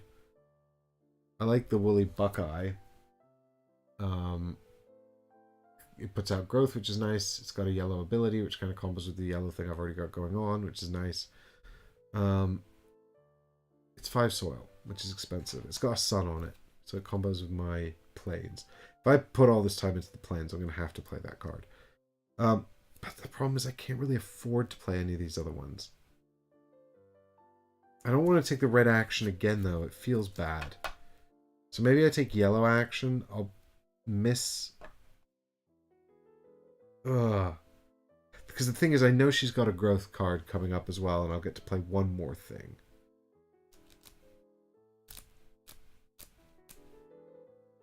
I could go into blue, but then I'm going to miss a pair of growths. Feels suboptimal. Feels bad. Don't like it. 7. 7, 7, 7. Blueberries is 3, which would leave me with 4. Could play Slippery Jack for 1. Doesn't have a sun on it. Neither of these have suns on. So maybe we just kind of start a sunless column down here, and then we've put the sun in this column, or somewhere over here, and just focus on this side of the tableau with suns. I could play out both of these. It'd give me some nice blue abilities. Yeah, and then that combos with my blue ability here. Okay, I'm into it. So we'll go back into growth just to... Although, if I pay... I'm getting a discount of 1 on both of these, thanks to the Tasmanian Temperate Rainforest. So I'm playing a grand total of 5, but it just means that if she plays her growth card, I'm only going to have 2 soil to spend on playing another card, which is sad. But I think I can live with it. So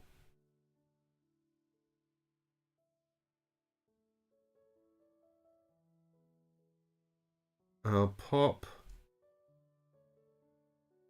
Slippery Jack down here, I think.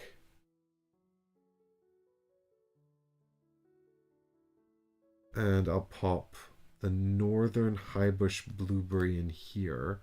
Because I'm also thinking about the Sud Swamp, and they've got some symbols that match up.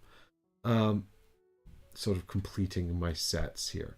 So that's a grand total of, what did I say? 5? 2 and 3. Yep, 5. And then I get to draw 4 cards, and hopefully I don't draw lots of really valuable cards that I have to give to her. Alright, we've got Flooding. It's worth a point. You can spend a Sprout to compost 3 from the deck. That's fine. Oh, what do we got here? Oh, this is expensive. No Geography. Oh, that 14%, that elusive 14%. The Redwood Forest gives you 2 points for each flora card with 2 growths on. This is nice because it's just points, giving you points for things that already give you points, but it's expensive. And it's got 0 on the card. We've got the Giant Sequinois.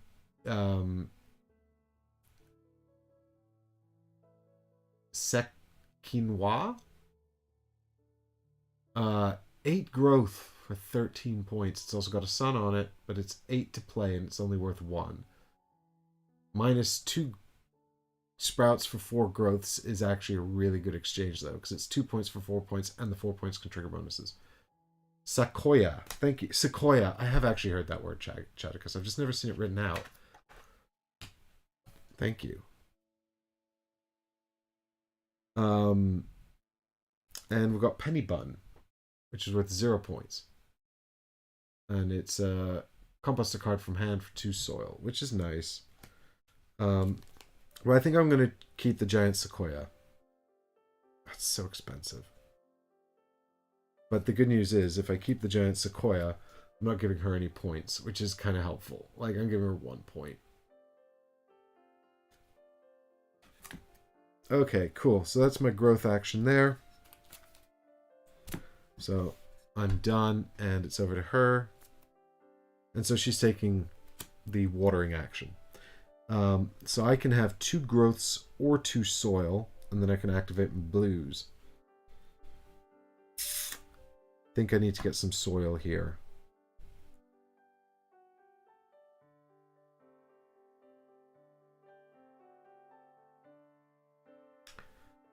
But if I get some growths, don't I have an event that triggers off growths?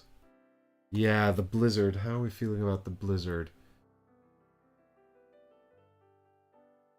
In our desperate attempts to find more geography cards, it's minus 2 points. Spend 2 growths to draw 3 cards. If I take the growths, I could just use that next turn. So let's have a look. If I don't take the soil here, I'll get 1 soil from Boreal. I'll get 3 soils from Slippery Jack. That's 4 soil for a total of 6. No, let's just take the soil. So we take 2 soil from her action card that triggers here, and then we get to go through and trigger our abilities. And you can't see the soils on my... Oh, you can kind of see them. There's 2 there.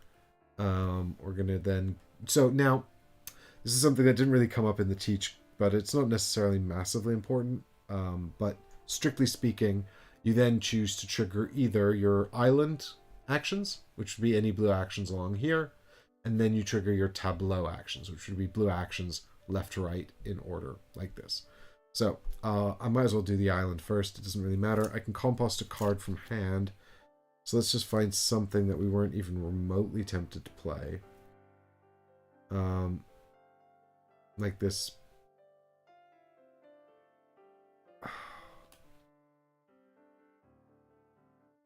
Yeah, like this Birdfoot's Trefoil.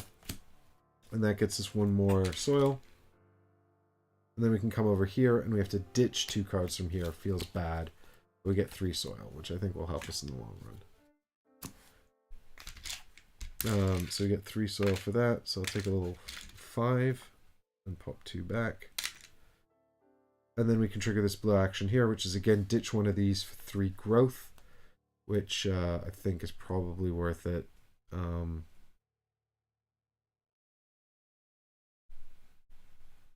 Yeah, because that's 1 point for 3. That makes sense. Wheat! Oh, that would have gone so nicely with our corn. But look, it's horrible. It doesn't even have a habitat on it. Boo. Boo for no habitats. So, we got 3 growth out of that. 1, 2. Take a little canopy because I'm going to finish off my blueberries. So I'll give it a blue top. So that's all of our blue actions there. So we don't really need to track these bits for her effect, because her effect is she gets to have 7 growths plus 1 growth per blue ability. That's 3, so 10 growths altogether. Which just means she gets to complete 2 columns with growth tokens, which is 10 points for her. Well done, Gaia. Good job, I suppose. Alright. So, it's back to me. Alright, what am I going to do? Oh, God. So, what am I on? I'm on 8 soil now.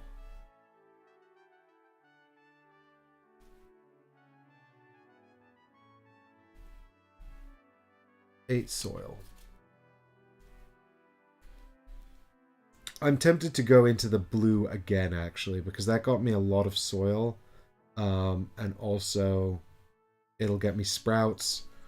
Sprouts will help me trigger other things. So yeah, let's go ahead and just do the water action again. And that way, when she comes back to growth, we'll have lots of soil to play something important. So it's just 6 sprouts.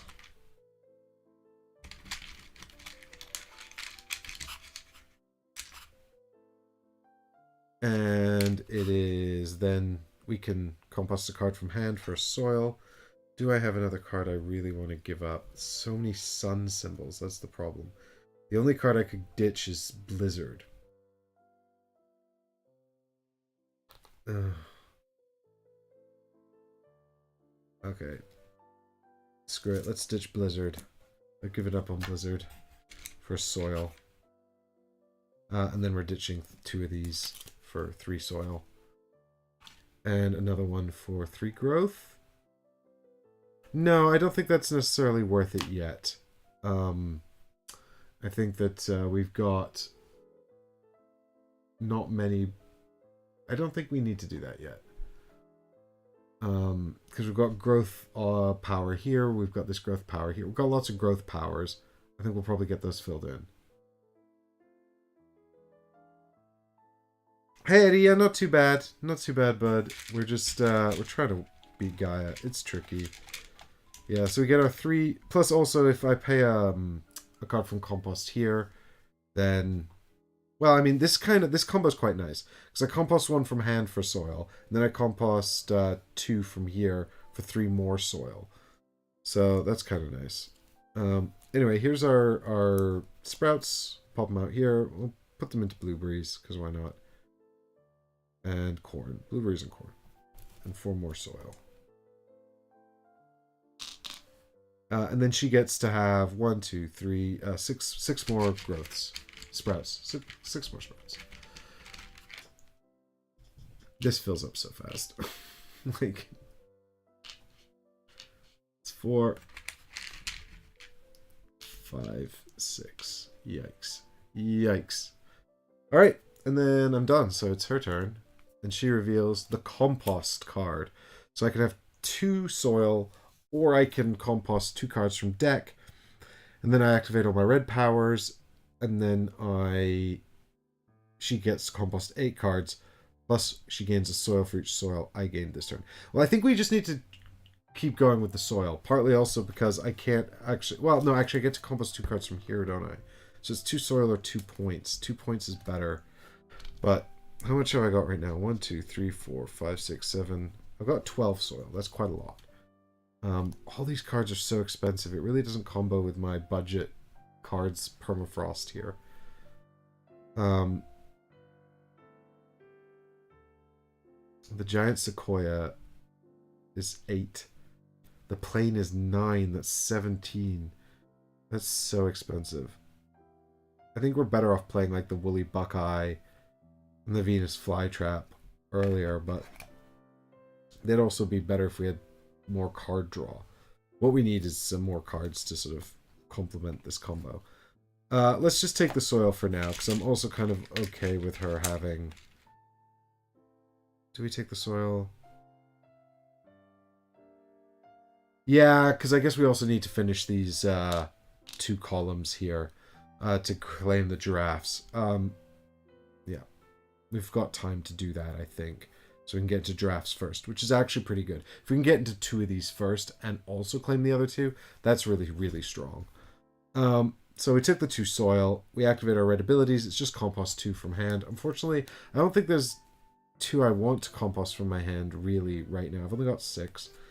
And then she gets 2 soil herself because I claimed 2 soil. And she also gets to compost 8 cards, which is gross. Like, she's just points. So many points for Gaia. 1, 2, 3, 4, 5, 6, 7, 8. Gross. Not a fan. Get back in there. And these ones just pop down in here. Cool. All right. I think I'll go into growth. And I'll play out 2 more cards, because then we're pretty close to doing giraffe, and I think that's what we should be focusing on. So let's just focus on things that... So now let me think here. If planes isn't going to double back...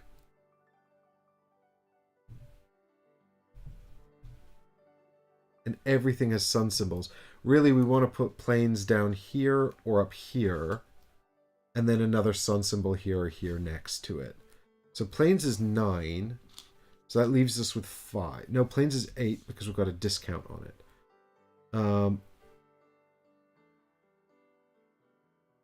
And then shiitake, actually, I quite like because it lets us spend a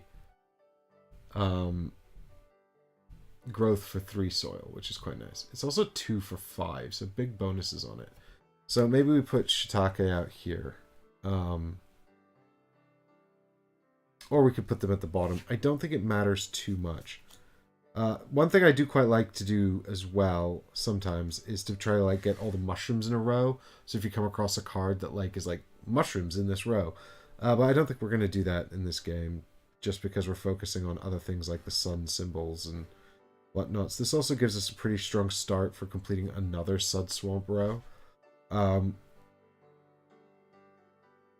Although I'm sure finding cards with the sun that have the sun and the frost on it, like permafrost, is probably pretty uncommon.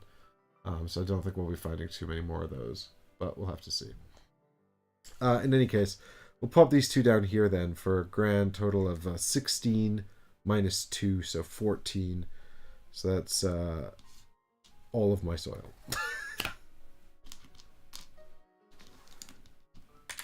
I don't like having 0 soil. Now, if she pulls her growth card, I'll be able to play nothing. Oh, maybe I shouldn't play the shiitake. That's so expensive. I don't really have anything cheaper except for the woolly buckeye. And it's only 1 cheaper because it doesn't have the discount on it. I actually have nothing cheaper. I have literally nothing cheaper because of the way the discount works.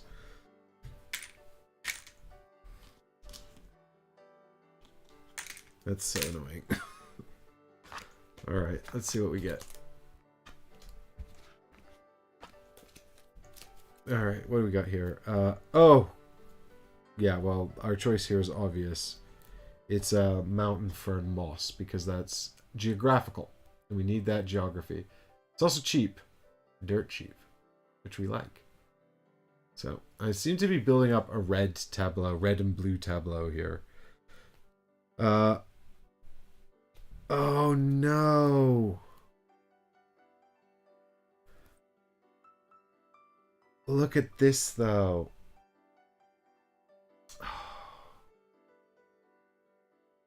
It's got the sun and the snow on it, and it's 2 points for every sun symbol in any one player's play area. I mean, I feel like the combo of desert and plains is almost too good to pass up. I mean, all of those sun symbols are basically worth 4 points. But we miss our geography bonus.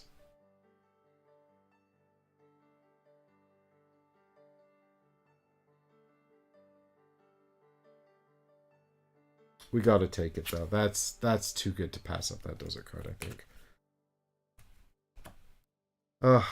And the good news is we still only give her 2 points, because 2 of these are worth 0. So that's positive. Alright, cool.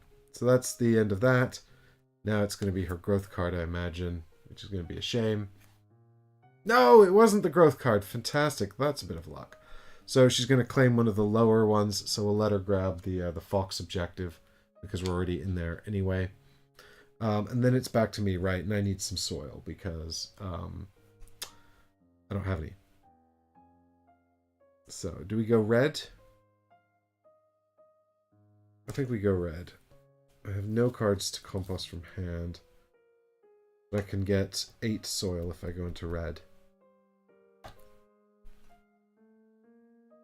course, that's going to give her 9 points. My god. My god. This sun combo better work out. Jadakus is like watching Sophie's Choice. It's not that bad, Jadakus. Jeez, have you seen Sophie's Choice? Can you imagine? This is the review of Earth. Each card I discard is like Sophie's Choice. Good God. What a nightmare. Alright, so I need soil, though. I need lots of soil, so let's just go in here. We'll get 8. Well, we'll get 5 first. And actually, this is a case where I should be putting it down here. So we get 5 soil from the action, and then we get to compost 2 cards from the top of the deck. And then we can trigger our tableaus. We've got compost 2 from hand. I don't want to do it. And then we can spend a growth, a sprout for 3 more soil, which we will definitely do. So that gives us 8, which means that she gets 5 plus 1 for every 2, which is another 4, so that's 9. 1, 2, 3, 4, 5, 6, 7, 8, 9. Yikes. She's got so many cards in her compost. Outrageous. Outrageous. Alright, and then this is going to be her growth action, so this was a nice time to do that, because now we're going to get to play something. So she triggers growth, which means we can plant a card and then draw a card and then activate our actions. We don't have any, and then we just draw 3 off the top to add to her face-up pile here, which I'm not looking forward to, but hopefully we'll get lucky. So playing into our tableau here, we're so close to giraffe. I think we should just play something into the top there. Oh,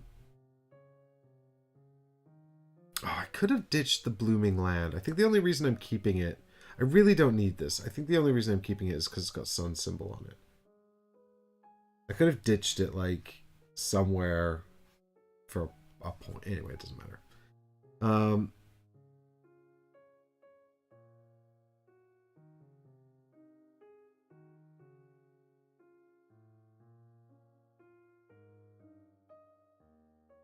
What have I got? 8.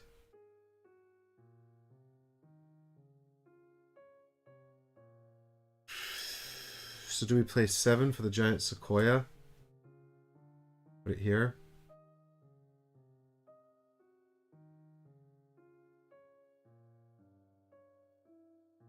Sure.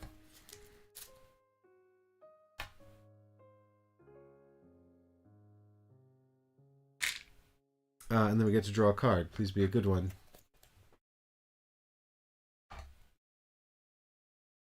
Hot Spring. What's it do? It's an event card. It's 0 points.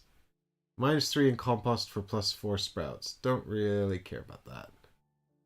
But maybe it could be good in pinch or at the end of the game if... I mean, it's a net gain of 1 point. But it's also free to do. And then she gets 3 off the top. 1, 2, 3. I kind of would have rather she had that card. So let's hope these are not worth massive points.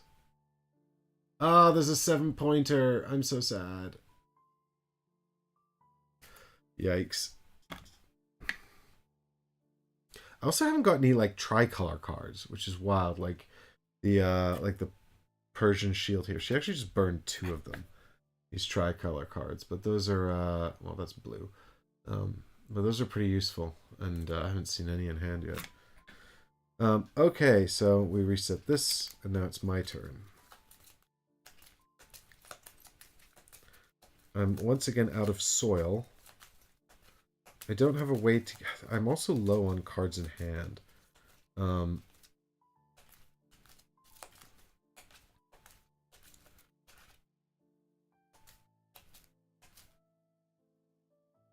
I mean, a yellow action would be great. But I'm concerned that if I take a yellow action... Why didn't I put the giant sequoia up here? Wasn't I supposed to finish this? Wasn't that the plan? What am I doing?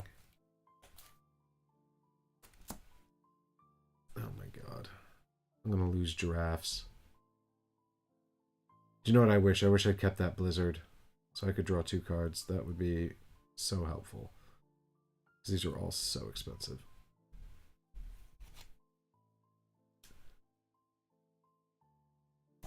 Oh god. Okay, let's what we should do I think is get more cards in hand because I need some cheapy cards just to play up here. Don't forget about the drafts. I'm trying not to forget about the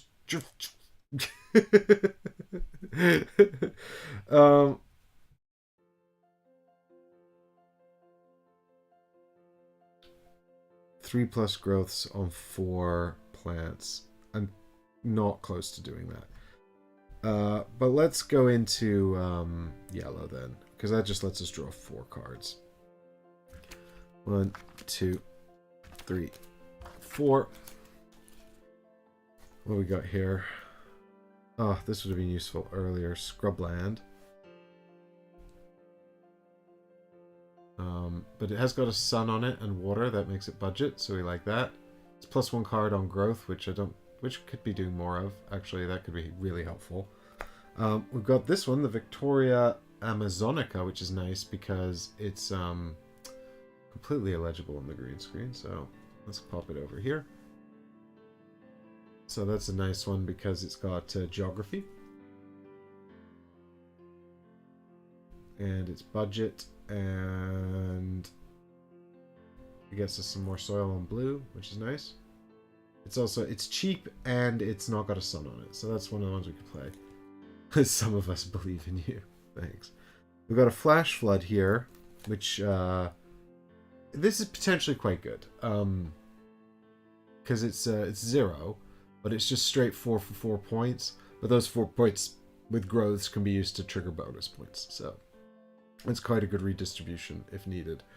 But we can also compost that. And the last one is Ram's Head, which does have a sun on it and a discount for us, which is nice. And also it's budget. All good. I like it. I like it. I like it. Oh, there's some good cards in there. That was a good draw. So we get 2 growth. So I'll take 1, 2. I'll take a yellow top for the corn. And so we'll do that. And then we can trigger the tableau. The corn lets us spend a soil for 3 growth. So why not? We want to get this giant sequoia done. So thanks to the help of the corn, the sequoia grows. And then it can actually spend 2 for 4. So we'll do that as well. So spend 2 here. We'll get 4 more growth, which will leave us with just 1 more to finish off the sequoia, which is a lot of points. So that's nice. So there's 3. Oh, it's very tall. Can the game components support it? No! They can't. Try again. This one's... No, these two seem a little... No, it's this guy. He seems a little wonky. Get out of here, this guy. No. Maybe they're just all a little imperfect. You need... That's one... There was one more, wasn't there? 1, 2, 3, 4, 5, 6, 7. Oh, yeah. Okay, so that's all of them for now. Cool. So that's all of our yellow ones. And so then she gets 3 growths plus 1 growth for each card I drew this turn, which is 4. So that's 7 in total she gets. So that's going to actually finish off this row for her because it's 3, 2, 1, which is 6, and then also puts 1 down here.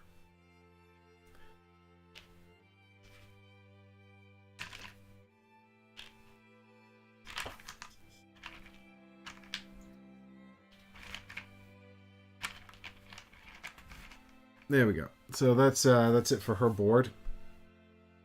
And that's the end of my action. So it's over to her. So she's claiming the Arctic turn. Which is fine. I've got 1 geography, which will give me 2 of the 3 geography I need. But at least the 2 geography are still worth 9 points, which is good. And, you know, if I get in here, it's still 11. And the good news is I'm going to claim giraffes, I think. And so I think actually we'll probably break evens on this board, with her winning 2 and me winning 2. But I still need to claim all 4, which is tricky, but I think we can do it. I hope we can do it. Oh, but we don't have any soil. Okay, so we need to hope that this is not the other one of these cards, basically. We need to go get some soil. I suppose we can get 2 soil from growths. Is that enough to play the 2 cards I just drew? No, it's not. I need 4. Damn it. It's a pain. Oh god, and that's 2 more of my, like, remaining actions. If I go into blue, is that better? Because I've got so many bonuses for soil on blue now. That's, red is 8. Could get it up to 11. With the shiitake mushrooms. Blue's only 6. But I also get a bunch of other stuff. No, there's no time for that. Let's go into red. I can compost 2 from hand. Which I think I'll do because it's points. Actually, I'm getting ahead of myself, sorry. First thing is I get 5 soil. And I get to compost 2 from the deck. And then we go up here and I can compost 2 from hand. I'm going to compost that hot spring. I'm tempted to compost this blooming land just because it's so expensive. And I have so many other things I need to play.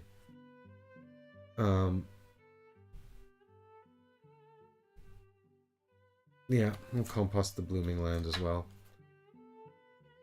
So that's 2 from hand, and then we go down here and we can spend a sprout for another 3 soil. Oh, that's only 8. Why do I only get 8? I thought I had 11.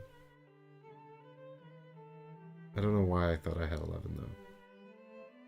So, anyway. Only 8. Damn it, I should have taken the blue action. Probably. Anyway. It is what it is. There we go. I don't know why I thought I was getting more. But that's fine. And then she gets 9 points.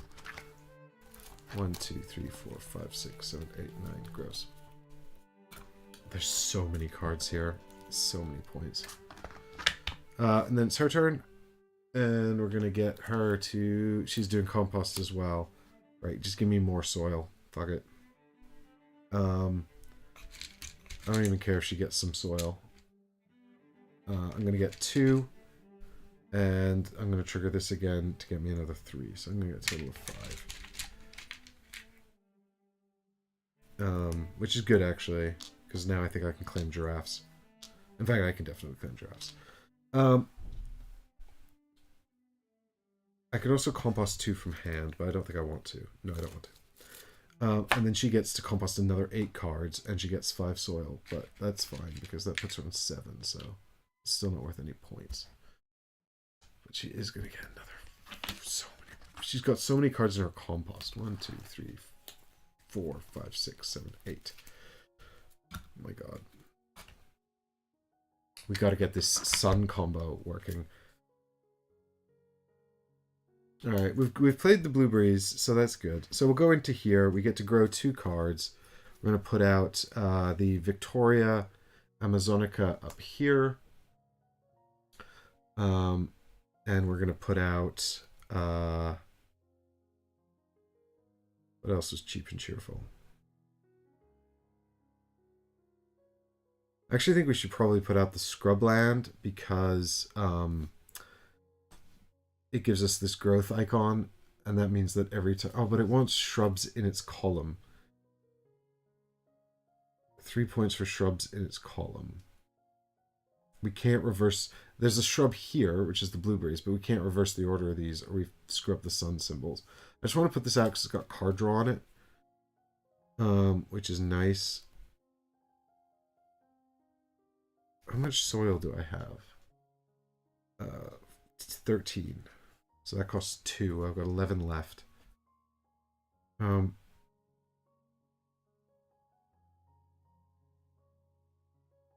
in the interest of maybe maximizing the points of... Well, I need to draw cards for Scribbleland to be any good, though.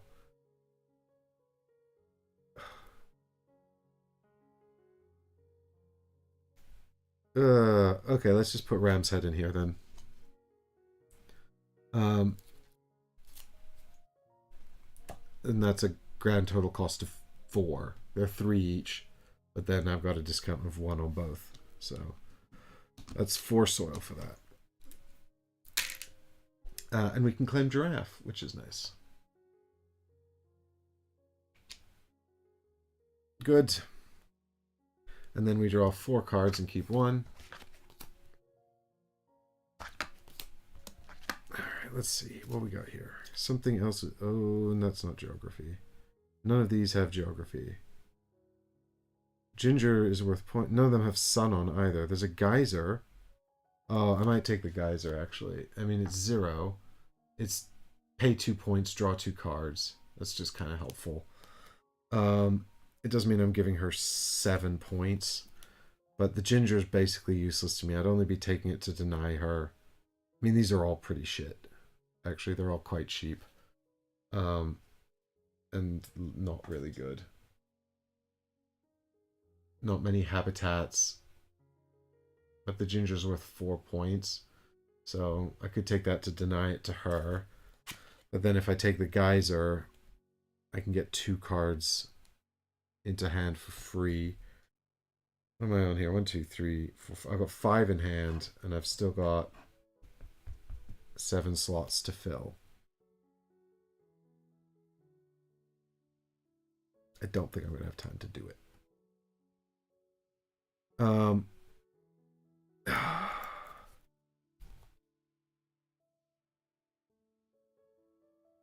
Giving her, after she pulled that lucky 7 card as well. Yeah, okay, I'll take the ginger. I'll just burn it for points. Damn. Okay. I mean, at some stage, she's going to have to pull the yellow card. If hopefully it's not too late. Right, it's back to me. I think I should go into blue, because I can get a lot of soil and growth on blue now. So I'm going to go into blue and just get lots of stuff. So the first thing I get is 6 growths.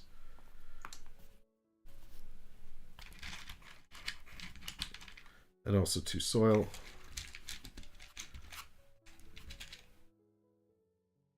And then I can trigger this, which lets me ditch a card from hand. Ginger, bye-bye, for soil.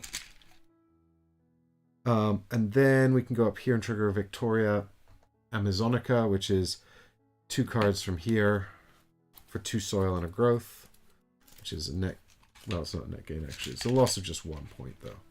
We'll get 2 soil comes down here, just in case I need... I don't need to track this. I don't know why I'm doing it this way, but... good practice, I guess. And we get a growth, which is nice. Over here, we just straight up get a growth as well. And then down here, we ditch 2 more cards for another 3 soil. That doesn't do anything. Over here, we ditch 1 more card for 3 growth. Yes, we do that. Do we? It's not going to help me get Eagle, which is a shame. I don't have the geography, do I? No, I still need a geography name as well. Damn it. To get the Arctic Tern. But I still think this is a good rate, because it's one thing. It's 1 point for 3. No, my Sequoia!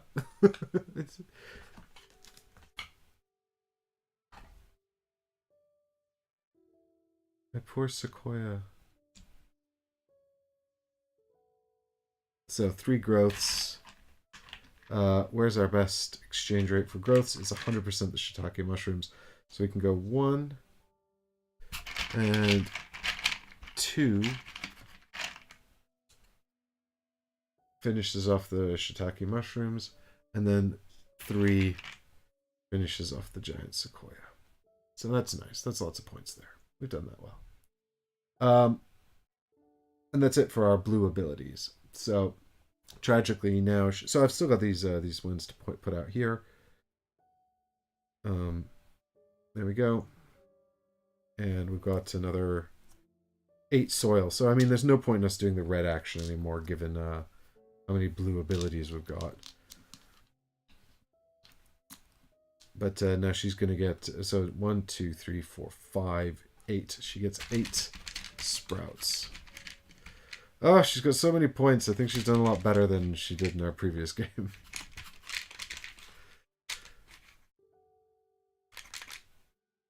Yeah. But we'll see. I'm feeling quite good about this. Like, she drew 1 good card in there, but I feel like the rest haven't been especially good, which is nice. Okay, cool. So now it's her turn. We'll see what she's got. Oh, okay. It's the other one. So that's, she's going to claim giraffes. So that's fine. That's okay. Cool. And then it's back to me. And we're definitely going into grow again. We've got loads of soil. We've got 1, 2, 3, 4, 5. I need to exchange up here. So there's 17 soil. That's nice. Let's get something out that we can use to claim eagles. I have literally nothing that can help me claim eagles. But what we can do is plant a card and then trigger its ability. So let's get Scrubland out so that we can trigger its ability. So now I'm just having a look up here. What I really need is something with the frost symbol. Yeah, so what I really need is desert and scrubland, actually.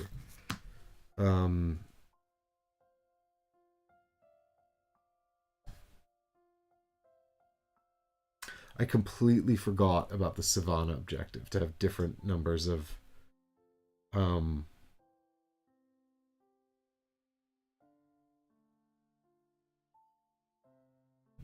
have different numbers of growths on things.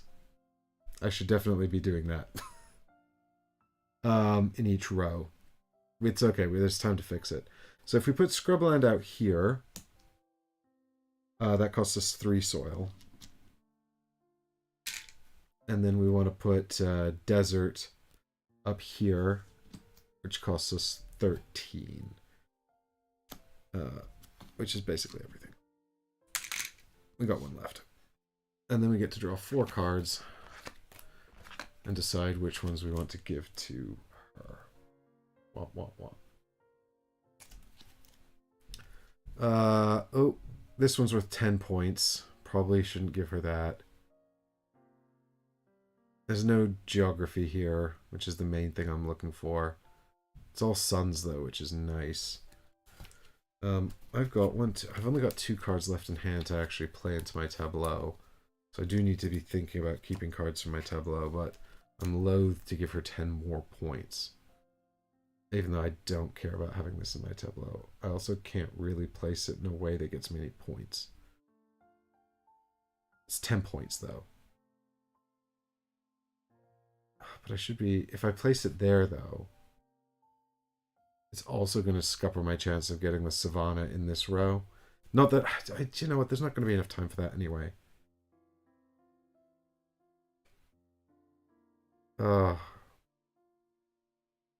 Papaya is really nice. When you take blue, get an extra card. Also, Papaya and Dahlia can both help me get Eagle. Dahlia is also nice because it costs 0. It's worth 0 points, but it costs 0. It's worth a point to me because of the permafrost. But Meadow is 10. Like, that's such a big swing. I hate that she gets the 3 cards I don't pick. It's rubbish. Just give her 3. Dahlia works with Shrubland. Yeah. Oh, yeah, that's true, actually. It works with Shrubland and Permafrost. So if I pop Dahlia up here, for example, although it actually has 0 growths on it, so it will scupper my chances of getting growth in the row. But I have to complete the rows anyway, and I've only completed 1 row. But if I take Dahlia, I give her 10 points, Triple L.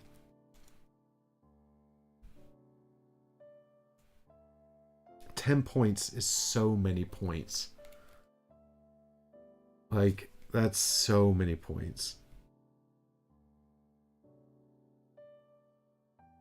I mean, if I take Dahlia, I'm giving her 14 points.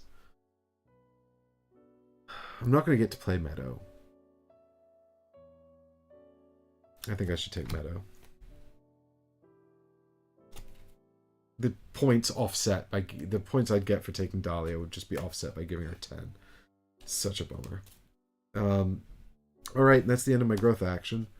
So it's back to her board, and she reveals water. That's good. We like water. We want more soil, so we can grow more things. So we'll take 2 soil. We will... I can ditch a card from hand for 1 soil. Do I just ditch Meadow?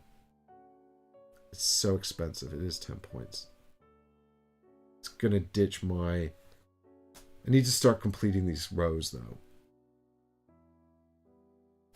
We need to do some actual math now, sadly. Tragically, I know.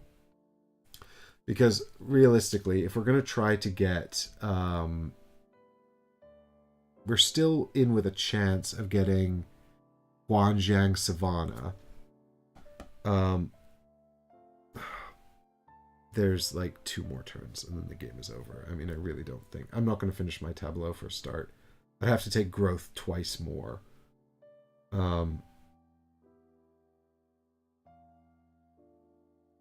So how do I maximize points here?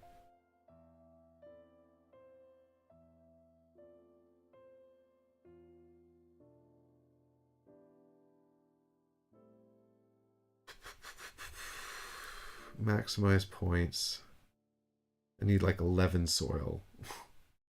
Yeah, we're not playing Meadow. We're not going to get to play Meadow. It's such a shame, but it's just not going to happen. It's too expensive.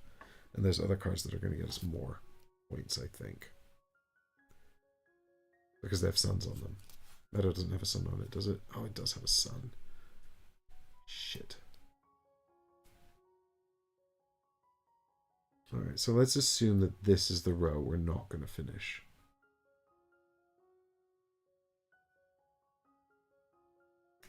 If we want to get Sud Swamp in here, well, that's 3 more cards. That's 1 more grow action from us, and her grow action as well.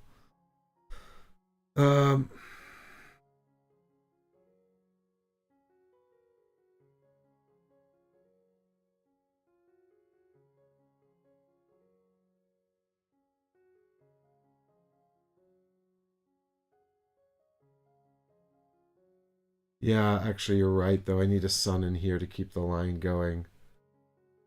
If I had a sun here and a card here, then we go Oh, then we, yeah, then we can go like that. Okay, so it needs to be here and here and here. Are the three we finish, and then we don't get to do those two.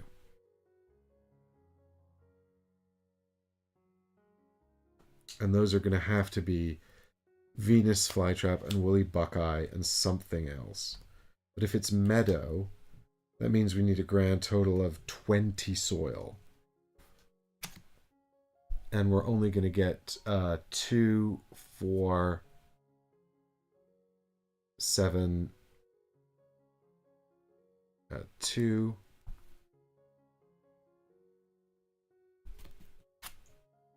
That's irrelevant. So 2, 3,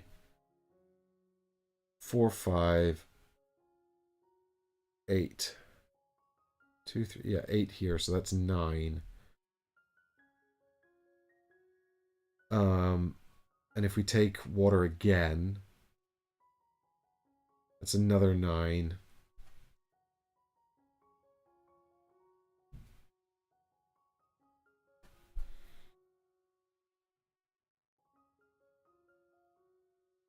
No, it's 8. So we get 8 for this action.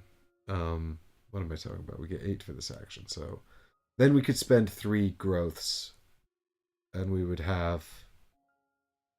I think we'd still be 1 short.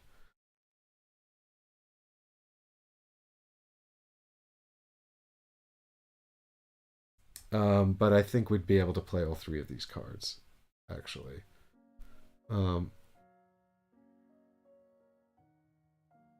It also means that we wouldn't be able to.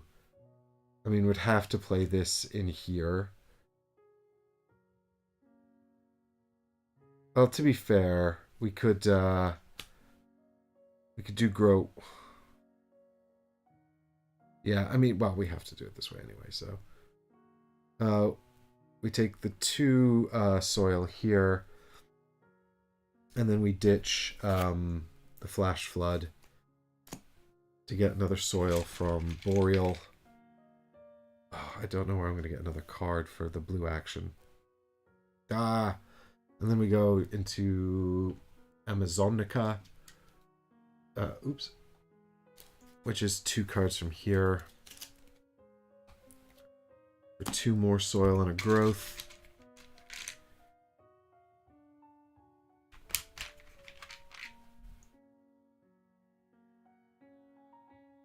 Then we get 1 more growth. And then we get to ditch 2 more cards from here. I'm going to run out of cards here actually as well. 3 more soil.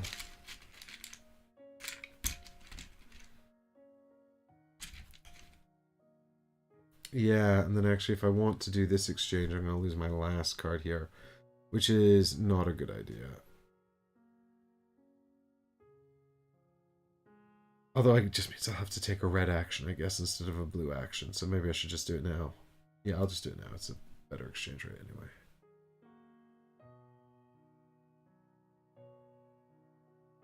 Oh, but that means we're not going to get Eagle or Arctic Tern. Oh, this has worked out badly. Oh, she's got yellow left, though.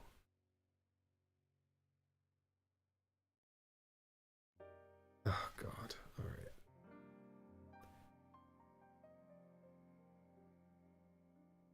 It's still a good exchange rate of points.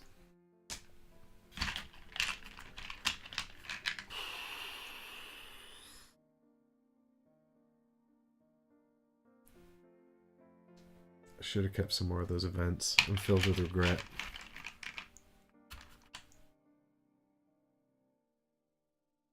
Then again, I guess I've used them to an extent. Have I miscalculated? Do I have 1 more action? Alright, so she's going to... So that was her water action, which means she's now going to get tons of growth. 1, 2, 3, 4, 5, 12. Which puts 1 here, 1 here, and also completes these 2 rows.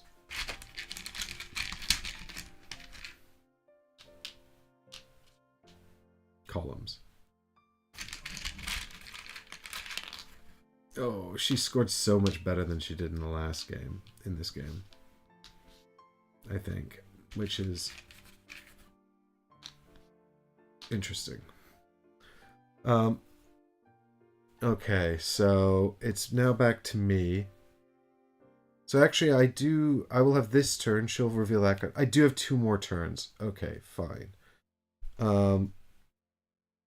And how much have I got here? 1, 2, 3, 4, 5, 6, 7, 8, 9. 9. So she's going to do yellow and growth.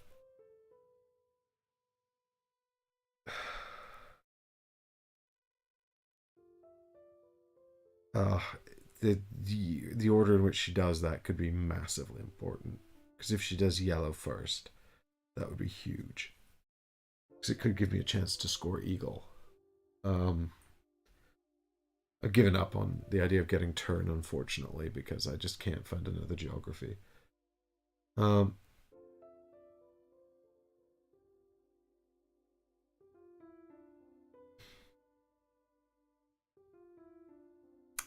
So I think we need to go into red because we need soil to finish off our set here. And if growth comes up there, well, it won't matter. We need to go to soil anyway because I've run out of compost. So we get 5. We need to, yeah, but that's going to give her... No, it won't give her more. No, that's fine. It's fine. So I get 5 soil. I get 2 cards from here into the compost. And then I can come over here. I can compost 2 from hand. I can't do it. I can spend a growth from here for 3 more soil, which I will do. Oh. So that's given me 8. And so she gets 5 cards plus 4 more cards. So that's 9. God, that's horrible. Is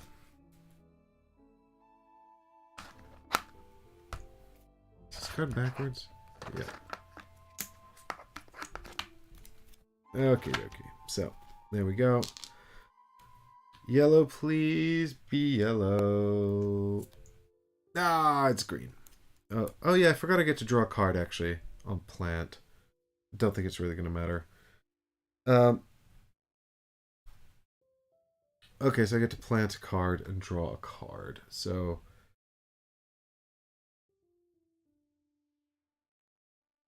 Right, so I think we just put meadow down here for this. Yeah. So there's 1, 2,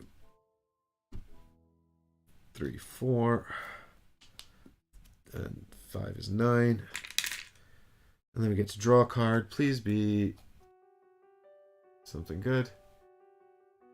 Geography and all symbols. And it's a shrub.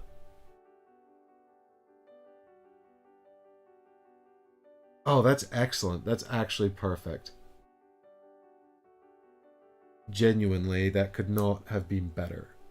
Oh my god, that's genuinely perfect. Except it doesn't have eagle on it. Shit. Oh, but I get to draw 1 more card with shrubland. Oh, please be a tall plant. Please be a tall plant. No, it's a tiny mushroom. Shit. Okay. Damn it. And then she gets 3. Please be low scoring cards. I just drew 2 low scoring cards, so I bet she's got 3 high ones now. No, that's 4 points. I guess that's okay. Oh, she got the garlic. The garlic was tall enough for eagle. More geography, though. Yes, we did get geography. So actually, we can score turn instead, which I guess is kind of the same as eagle. Really. Yes, it's the exact same. So you're right. You're bang on correct. Difter.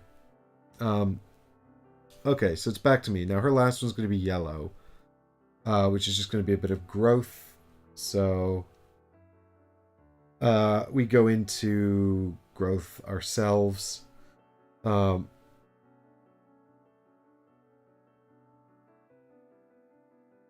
we don't have anything to trigger Meadow again, unfortunately.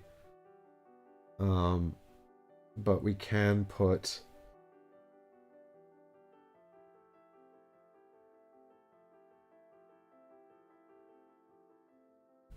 Japanese boxwood out here for one soil.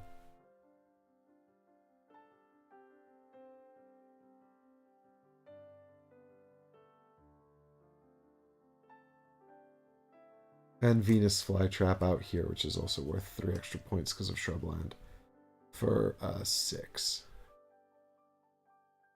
And both of those actually complete the swamplands in both rows as well, so that's good. So at least we have that. So that's a total of 1 and 6, so 7 soil. 2, 3, 4, 5, 6. So all but 1. We've got 1 left. So that worked out. Kind of. If I just had an event card to get like 2 more growths, I could get a growth here and a growth, or like 2 growths here. Or, no, I need more growths here. I don't have enough. It's a shame I can't score the growths for this row too. Anyway, that was my growth action. So it's back to her, and she's going to reveal the yellow card. Oh no, she needs 3 cards because I need 4 cards actually, and then I need to pick 1 and then give her 3. That's what I need to do.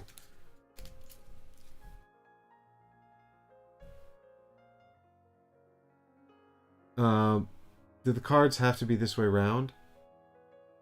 Do you mean these 2 cards, Difter? I don't think so. I don't think it matters though. Does it? Do you see some reason why that matters? Or do you just find it displeasing?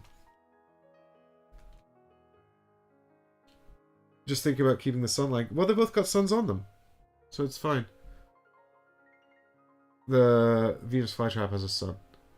And so does the Japanese boxwood. So in terms of the sun line, we're okay. Because we can start at plane. We can go up here, and then down here, and then up here. Or we could go across like that. You know, it's... That's fine. We've actually got shitloads of suns. It's the one thing we've managed to do well. Suns and deserts. It's the one thing we've managed to do well. Okay, now I'm looking at these. They're all worth 1 point, except for the strawberry, which is worth 0. Ah, there's another geography. Oh, speaking of geography, I should claim my Arctic turn. I'm gonna take the, there's 2 more geographies. The Canary Island palm fulfills both geography and animal name in the title. So it's bold and underlined. I've also got this Japanese Andromeda, which I think I showed you in the teach or something. This feels really familiar, like I just looked at it. Anyway, I have only 1 soil.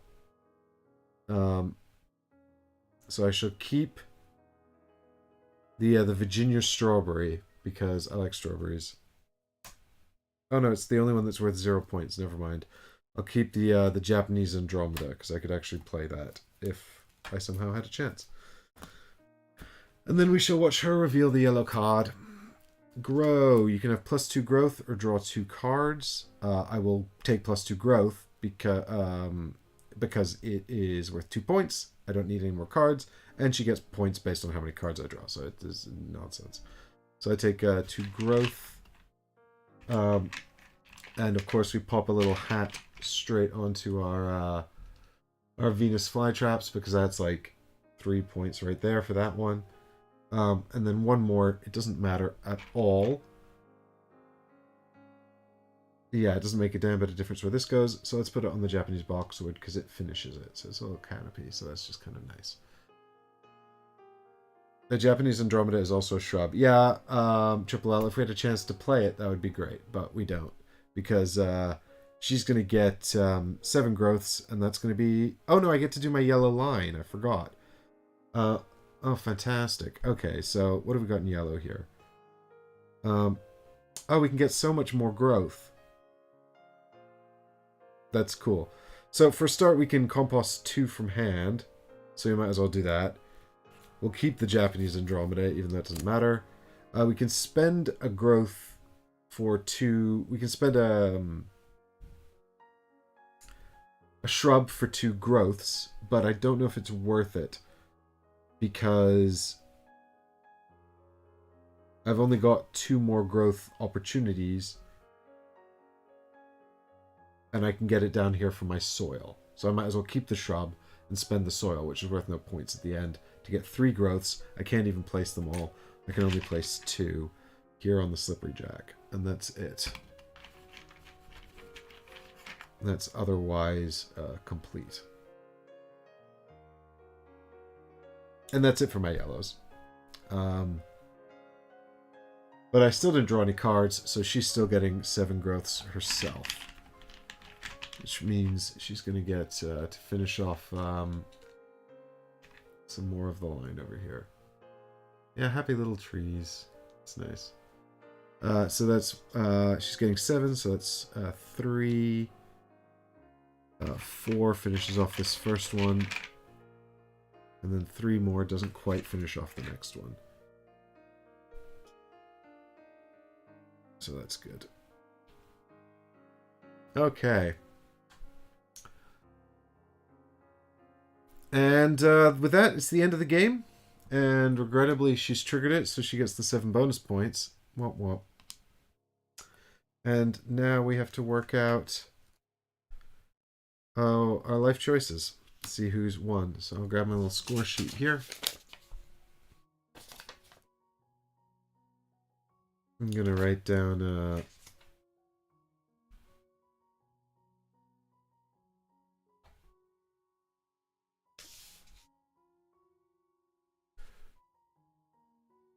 oh, God. Try writing on neoprene. It's not ideal. Am I going to be able to put this camera in a position where you can actually see anything on it?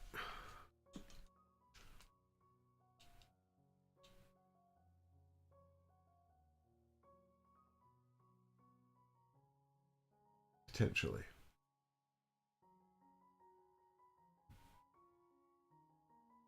Okay, so first up, it's just straight up points on plants. That's going to be all her points here and all my points there.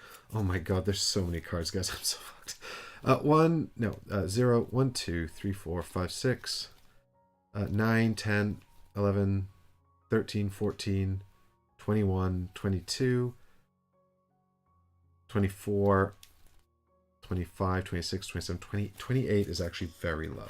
She had many more points than the last game we played.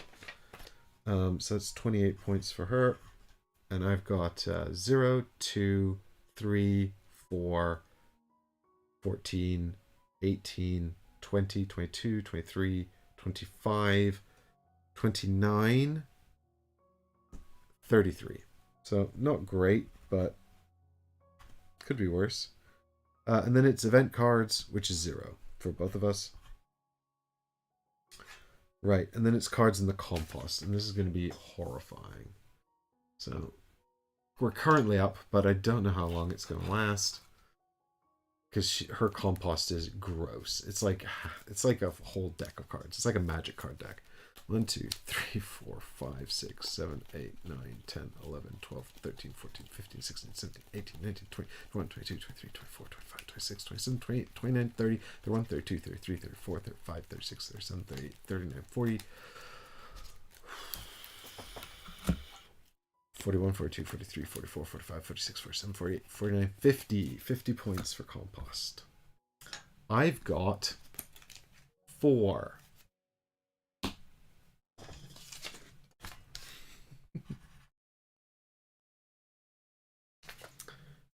And now it is shrubs.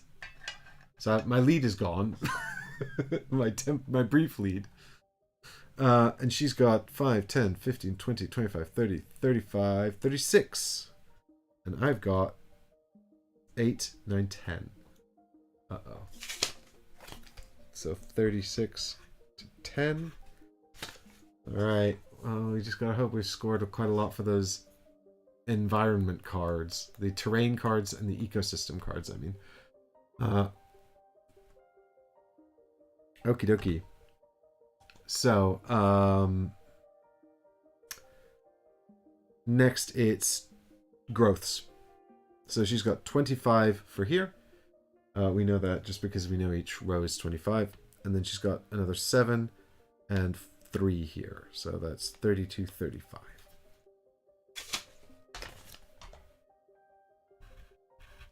I actually think I did okay here. I've got 2, 4, 5, 6, 7, 10, 14, 20, 33, 38. So I actually managed to beat her here by 3 points. So now the key thing here is she's going to get no points for any of these next 4 things. So this is effectively where I need to make up my lead, right? Or make up my deficit. So it's not going terribly, but we'll see. And then she's going to get like a probably another 15-point lead on me on the animals. So I need to make up the distance here and also get another like 15 points up. So first up, we've got terrain. And so we've done pretty well on terrain, I think, actually. If we take a quick look, insofar as you can see here with this camera.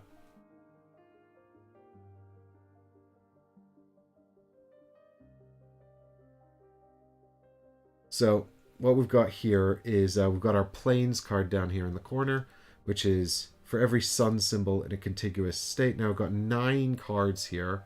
All of these 9 up in here have sun symbols and the shiitake as well. So it goes 1, 2, 3, 4, 5, 6, 7, 8, 9, 10, 11. So 11 cards in the chain. That's 22 points, which is really nice. And then we've got the permafrost here, which is 1 point for every card that costs 3 or fewer soil. I didn't really play into this, but it's probably just a few nice points. I really used this for the icons and the budget. So it's 1, 2, 3, 4, 5 cards. So 5 more points. That's okay. We've got the meadow here, which is 5 points for every diagonally adjacent whatever this is. I can't remember what this plant's called, but we've got one. We've got corn. So that's 5 points for the corn. And then we've got the shrubland here, which is looking for shrubs in its column. Unfortunately, we've managed to get 2 shrubs in the column, so that's another 6 points there. And then we've got the desert here, which is 2 points for suns in any one player's tableau. Of course, I picked myself, so that's another 22 points for the desert. So that combo there really paying off. So that's actually come out at 60 points for terrain, which is possibly the most I've ever scored for terrain.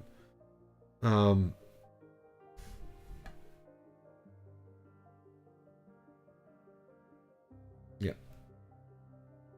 And then we've got our ecosystems. So the first one is the Tasmanian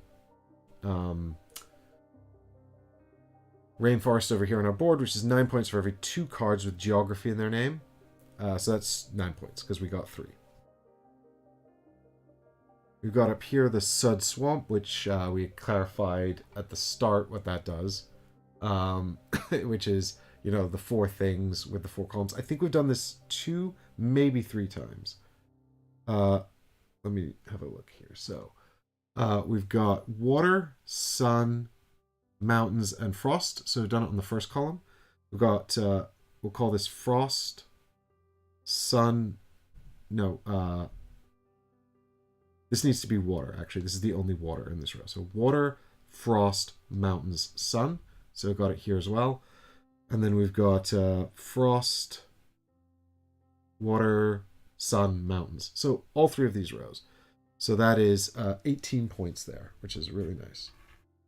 And then lastly, the savanna, the Yuanzhang savanna, which wants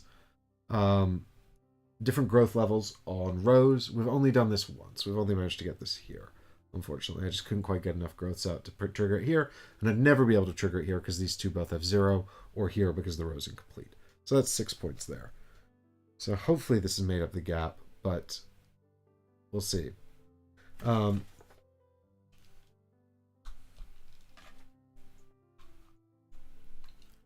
So the last thing we need to calculate, actually, before I put that back out there, oops, is up here. So I've got 41,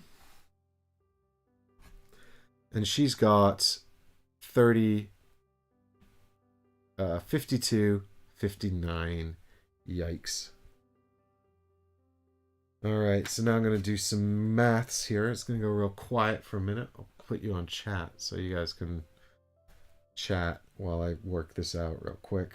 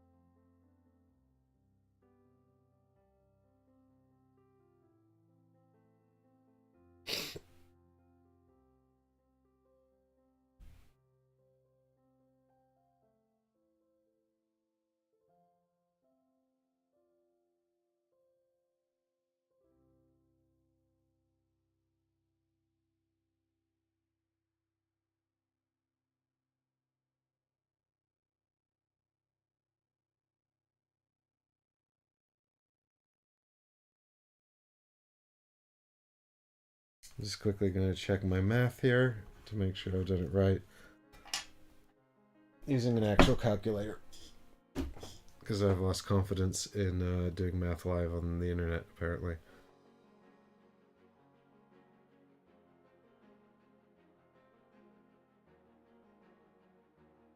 Even though it's just basic arithmetic.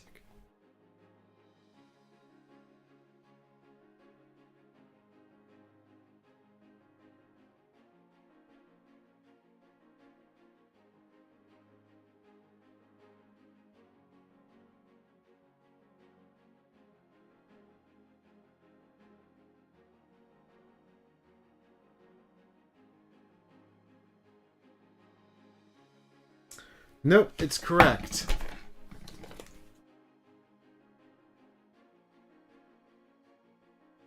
And I can honestly say, I'm very happy it's correct. I've won 219 to 208. So that's a nice way to end the solo game with a win. It's just a bit of... See, I got... And actually what I do like as well is her 208 is actually very close to the 196 she got last time. So, I mean, she scored 12 points more, but I think that's kind of acceptable variance. So, yeah, I think that's a really nice amount of variance for her score. Nice one. So what I'm going to do now is I'm going to take a quick break just for 5 minutes, and I'm going to get my review notes out, and then I'm going to come back and talk a bit about the game.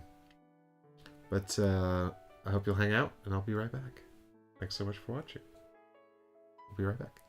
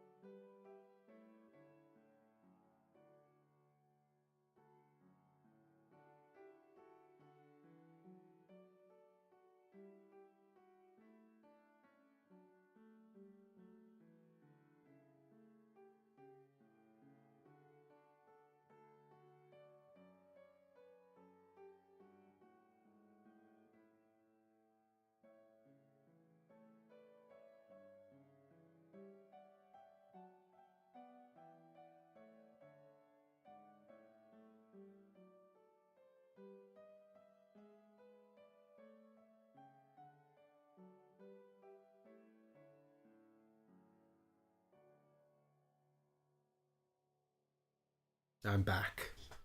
Okay. Yes, Chadicus, I do think it was the giraffes that did it for me. Gotta be those giraffes. Actually, I was quite pleased with the objectives overall. I mean, obviously, I didn't make the Eagles. I was so close to the Eagles. I mean, I won, so I shouldn't complain too much. But I think I forgot to draw a card for Scrubland. Actually, oh well, it's fine. But yeah, the Arctic Fox thing really helped. But also getting plain and also desert was 44 points, which is wild. 44 points for the same criteria.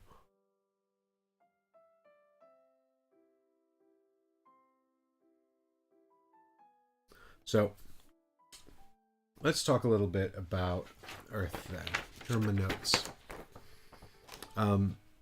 So this begins the review portion of our show, wherein I have to refer to notes because I have a squidgy old brain. But as I said up front, it's designed by Maxime Tardif. The artists are Connor McGooey, Yulia Sazonik, and Kenneth Spond, in addition to M81 Studio, who I can only assume is a studio that took a lot of the nature photography that they've licensed. But I'm making an assumption it could be anyone, really. But I'm going to assume that those three aren't artists that went out and took a lot of nature photography.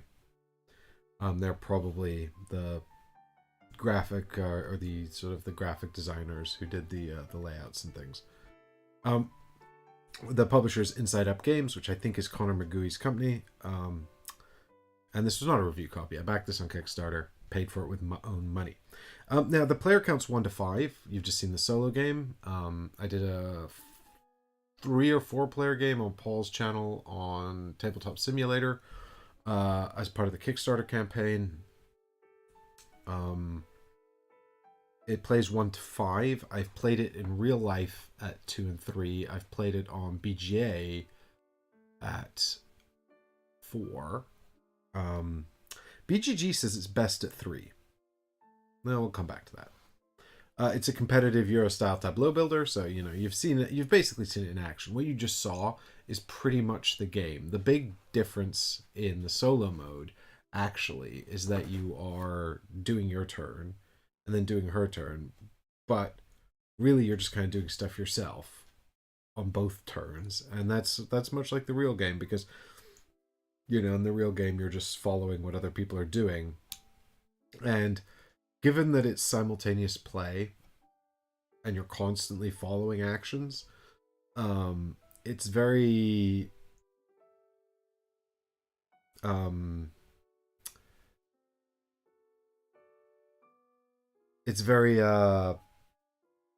unlikely that you'll ever really have much overview of what anyone else is doing. You're constantly invested in sort of triggering your own tableau and carrying out actions. So we'll come back to that as well.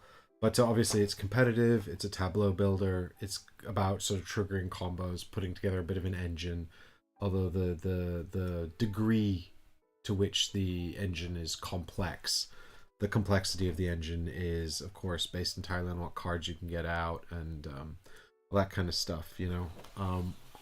It definitely, well, more on this sort of the engine builder part of it as well.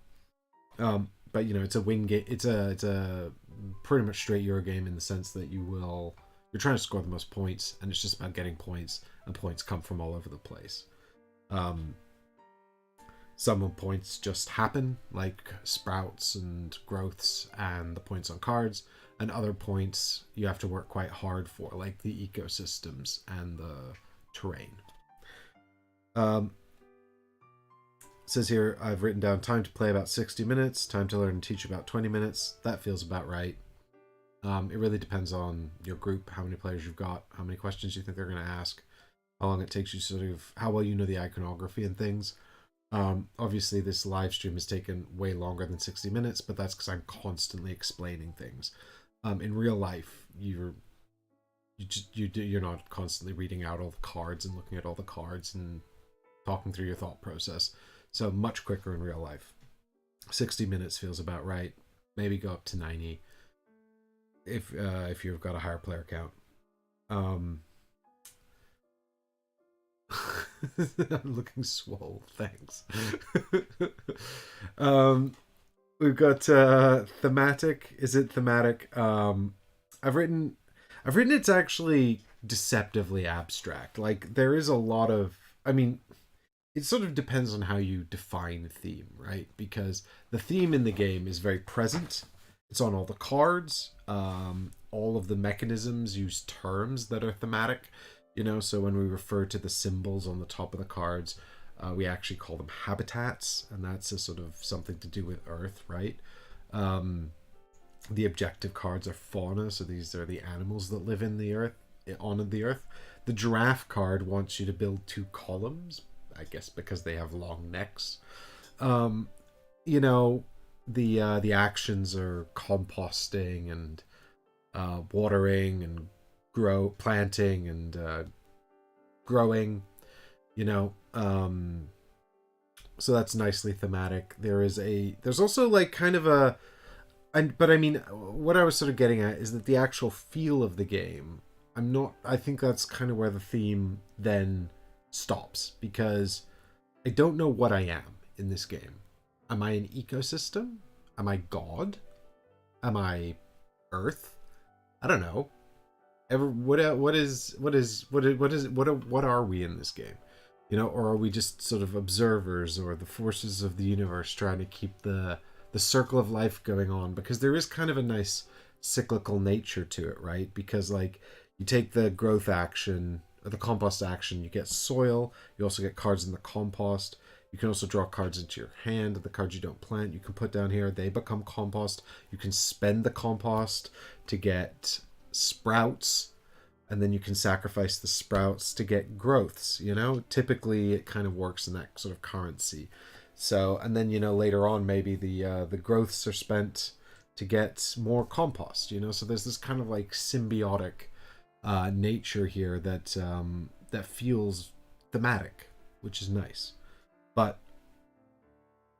there's also a lot of maths and sort of calculations of rows and combos or interworking elements that doesn't really feel thematic. I'm a giraffe spirit, yeah. So it's that's kind of like I'd say that they've done a really good job instilling theme into a game that is otherwise quite abstract. So if you think about like sort of the thematic or the more thematic, maybe like a farmer. I don't think we're like farmers, because are we not an island? I mean, your player board is called your island, and then you have like an ecosystem and a climate and an island card that you pick at the start. I think we're supposed to be like an island climate on Earth, and we're sort of building our island out here. And apparently my island is plains, meadows, and deserts. But I've also got some Amazonian lily pads and some Venus flytraps and a giant sequoia and corn and blueberry. I don't know. It kind of falls apart a bit under scrutiny. And it's not. It's very much the opposite in terms of the gameplay mechanisms. It's very much the opposite of like a highly thematic game. You know, when I think about like a highly thematic game, I think about something, you know, like maybe like Frostpunk, or like Nemesis, or Fortune and Glory, or, and these are just things that are springing to mind, and also because they're here in this room. um, you know, um, or even what's that one with the meeples where you're trapped in the caves, Subterra. So, you know, you think about these sort of very like thematic games, and it's definitely not that. Um, but you know, for what it's worth, they've done as good a job with the theme as I think they could have done. Um, so then I'm going to talk a bit about the mechanisms. It's action selection and follow mechanism, which is not something new. We've seen this before. It is in Puerto Rico. It's in if you think about sort of card play or tableau builders or whatever. It's in what's the Puerto Rico card game called? San Juan. It's in San Juan. It's in Race for the Galaxy, which I think isn't the same designer as San Juan. Well, that's Tom Leman, isn't it? So, anyway, not a new mechanism, but what this does a bit differently is that the simultaneous play is really strong. So, like, the thing about like Race is that, or Race for the Galaxy, say, which has the same follow mechanism, the same I choose you follow kind of mechanism, is you sort of, or they even use it in Ares Expedition, don't they? So, you know, is that quite often you're sort of looking at what other players are building and trying to anticipate what they're going to do, and that's most apparent in something like Race, where the tableau is small. In Race, it's a 12-card tableau at best. Most of the time, it's less cards than that, because the game ends when someone gets to 12. But you're looking to sort of anticipate what other actions other people are going to take, and then, you know, try to make your choice accordingly. I think in this, the tableaus are big enough or complex enough, or people's sort of decision making is opaque enough that you're not necessarily going to be able to anticipate what they're going to pick or make your decision based on what they're going to pick. So largely on your turn, you're just going to be picking what's best for you. And that's also because there's no simultaneous bidding in both Ares and San Juan and Race. You all pick an action in secret and then reveal it. And so you're all going to do the better version of that action. If you all pick the same action, only one action is going to happen out of the potential 5. But you're all going to get the better version of that action. Whereas if there's 5 players and they each pick a different action, then you get to do all 5 actions. Whereas in this game, there's 4 possible actions. Someone picks one, and then everyone else gets to do the less good version of it.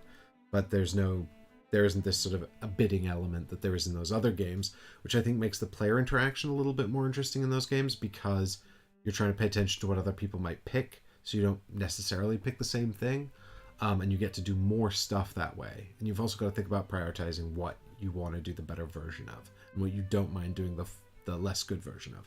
Whereas in this, it's just kind of like someone's like, I've triggered red, everyone do red. And then everyone sort of simultaneously does the red thing. And then you go, has everyone done red? And they're like, yeah. And then that's that. So this sort of action selection sort of follow mechanism here is a lot less...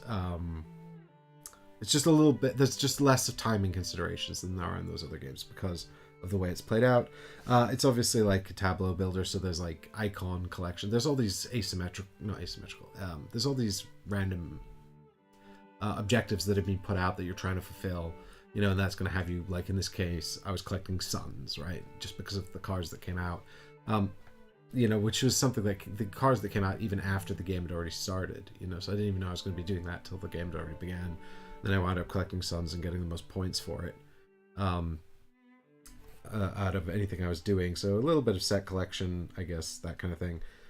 Action improvement. I noted down action improvement. That's because, you know, obviously you've got a tableau here. You're putting out functions that improve the action. So when, you know, now when you get to this stage, when someone's like, I'm doing the red action, you're like, okay, so I'm going to do all of these different things, you know, to trigger the red portion of my tableau. That's very satisfying. everyone likes to see a arc to a game. You know, you want the game to ramp up over the course of the game. If it feels the same at the end, if it feels like you're doing the same at the end that you were doing at the start, it's sort of not satisfying. So this has a very good ramp up and action improvement. It can be quite frustrating when you don't get any of the green actions. I got one in this game, but I have played a game where I didn't get any of the green actions, and people kept picking grow, and I just didn't get to do anything extra. And that was a real bummer. Um, but yeah, and then like obviously you've got all of these spatial considerations. I mean, really, if you think about the sort of the tableau builder, its fundamental designing characteristic is that you will be putting cards out, and the cards you put out and the cards you prioritize are very significant, right? So if you think about Everdell and the 15 card tableau, that's really important. You can't take cards out of it easily, and the cards you want later will be different to the cards you want at the start. So pacing yourself in Everdell is really well. This feels, in terms of pacing yourself, like getting the 16 cards, it feels a little bit more earnest. Like in Everdell, probably everyone's going to get to 15, so it's a lot more about which 15 you go for. Because in Everdell, obviously, there's the total asymmetrical timing. So, like some people can be in the second or third season while you're still playing cards in season 1. It's unlikely to happen. But the point is that you're never going to run out of actions to play out all the cards if that's what you want to do. Whereas in this, because the minute someone completes their tableau, that's like the game timing trigger. The minute someone completes their tableau, they get the 7 points, and then that's the last round. So the one thing that you're really paying attention to, if you pay attention to anything else anyone else is doing in the game, is the size of their tableau and whether or not they're going to take a grow action. So you might not get it finished. On the other hand, that's not necessarily a big deal. Like, it doesn't. You don't need all 16 cards to win or to do well. And then I sort of noted down here as well engine building elements, because often when we think about tableau builders, we also think about engine building, and tableau builders can lean sort of more one way or the other. Like if you think about tableau builders where it's more about getting points and cards or collecting symbols, I'm thinking about like Arc Nova, right? Arc Nova is another tableau builder that's very popular, that's got obviously a lot of other mechanisms going on in it as well.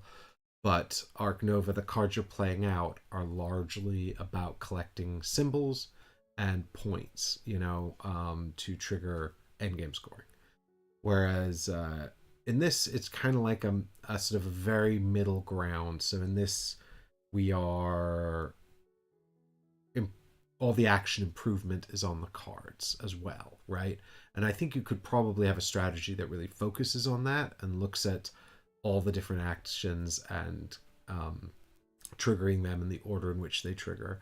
But I think it's very hard to balance that with then laying them out in a way that maximizes scoring. I mean, I don't know necessarily, but I feel like I've often found myself prioritizing scoring, and then the action improvement is a happy second. And that's probably just the way I approach the game. I'm sure you could approach it another way, but I don't think that the engine building is like a massive part of this, because you don't really, you do obviously score points for triggering the actions through the growth and through the sprouts, but it doesn't feel like a massive combo builder, like you might build a sort of a combo that triggers off and just produces a points bonanza, like in like you might do in Race for the Galaxy or Underwater Cities, which is another tableau builder from Vladimir Suki, where it's worker placement and then you trigger all these cards and then they can just produce an enormous number of points. The closest we came in this game to anything like that really was these 2 cards that just triggered off of the sun symbols, and that was just endgame scoring. So it's not like, it's comboing, because we've basically got 2 cards that look for the same thing, just under slightly different conditions. but it's not like, running an engine, which sort of, or wingspan, right? When you get like your middle habitat full of birds that produce eggs and then turn eggs into cards and then I don't know. But when you've got like this row and you're just running the same row over and over again, and it's just producing points because the 5 birds you've put in there combo well. That's sort of what we mean when we think about engine building, and it's just not really. It doesn't feel like a massive part of this game, or rather, I think if you were looking for a solid engine builder, you probably wouldn't find this scratches that itch as much as those other games do. And then I've got sort of some points here around player interaction, and yeah, I mean the game is basically 0 player interaction because I mean there are when we're thinking about sort of tableau builders, we think about there are more or less degrees of player interaction, right? So like the ones like Everdell or Underwater Cities that incorporate worker placement have got that worker placement timing consideration. And then the stuff like Wingspan has got the competitive objective board, which is scored at the end of each round, and it's also got the draft area, which is like 3 or 4 cards in Wingspan, but it's still there. But Wingspan, I would say, is very low player interaction. I'd say this is possibly even lower because it's simultaneous. It's very difficult to focus on what anyone else is doing. So the only things you can really focus on are how far are they into their tableau, and also maybe this. Like you want to be paying attention to this if you can, but there's also not a whole lot you can do about it. Like their progress or other people's progress towards these objectives is not really something you can influence or change. You can only change your own direction. So I feel like, okay, they're definitely going to get to Arctic Fox before me. I'll try to get to Arctic Tern before them, if that's even feasible. Largely, you're just trying to focus on scoring them for yourself at all. And it really is a game where people, it's super chill to play in real life because it feels a lot like you're just sitting in a circle engaging in parallel play.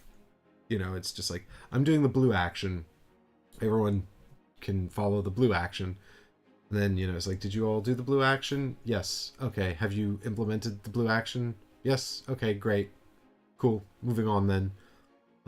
And someone maybe goes, oh, I've scored bald eagle. You go, okay, cool. So I've not played a game, even with, like, I've played, a fair number of games with simultaneous play. But I've not seen anything with simultaneous play that's as self-involved as this. And it's both, I think, a selling point and a drawback, right? Because the selling point is there's no downtime. Like, whenever I've played this and I've engaged with the tableau building and the puzzle, I've been very involved with it. I've enjoyed it. This is a compelling puzzle, so that's fine. But yeah, it's like everyone's sitting doing maths by themselves, right? Which I think is a term I've used before, and it sounds a bit more derogatory probably than I intended it to be. But the other thing is, I think that, if I had 5 players, I would never get this out. Like, I'd only get this out if I had 5 players and, like, they hated each other, or they were too competitive to play together, Like, if there was something like, where they just couldn't play together. But, like, if I've got 5 players, I can think of so many good games that just really make the most of that player count, But I also much prefer games that, I say much prefer. I also I really like games that sort of, really engage players emotionally and get them involved, and there's table talk and banter. And I feel like, Earth, I wouldn't really care if it was one or, well, two. I mean, it's nice to play with someone else. So at 2 players, that's nice, but I don't really see a difference between the 2-player game and the 5-player game. And even the 1-player game feels a lot like the 2-player game, really. The one difference is that Gaia's really savage in the speed with which she ends the game. Whereas like at a 2-player game, humans tend to get a bit more focused on like perfecting their tableau, and I can kind of rely on that to have a little bit more time to sort of perfect my tableau as well. Whereas guys like, my deck's gone through twice, we're done. And you can rely on her to be that savage. So, really, like I said, is there... So I talk about systematic and agential play. So agential play is like, when a lot of your decision-making can be influenced by what other players are going to do. So you're sitting there thinking, like, is that player going to attack me? Is that player going to invade over here or move into this space or take that card? So your decision-making is very much like trying to predict what other humans are going to do when that's not predictable, right? And how much is their other actions going to influence what you do? Like you might take a suboptimal move because you're anticipating someone's going to do something and then they never do it, right? So there's like zero agential play in this. It's all what I call systematic play. It's decisions driven by the mechanisms of the game, So it's like it's like when I kept the Meadow, right? Not an optimal card for me, although it did get me 15 points in the end, so that's probably a good shout. But denied Gaia 10 points, but not a decision she could influence. So it's just maths and game mechanisms, which is fine. Like that's what the puzzle is, right? That's the puzzle here. So, but there's no agential gameplay whatsoever.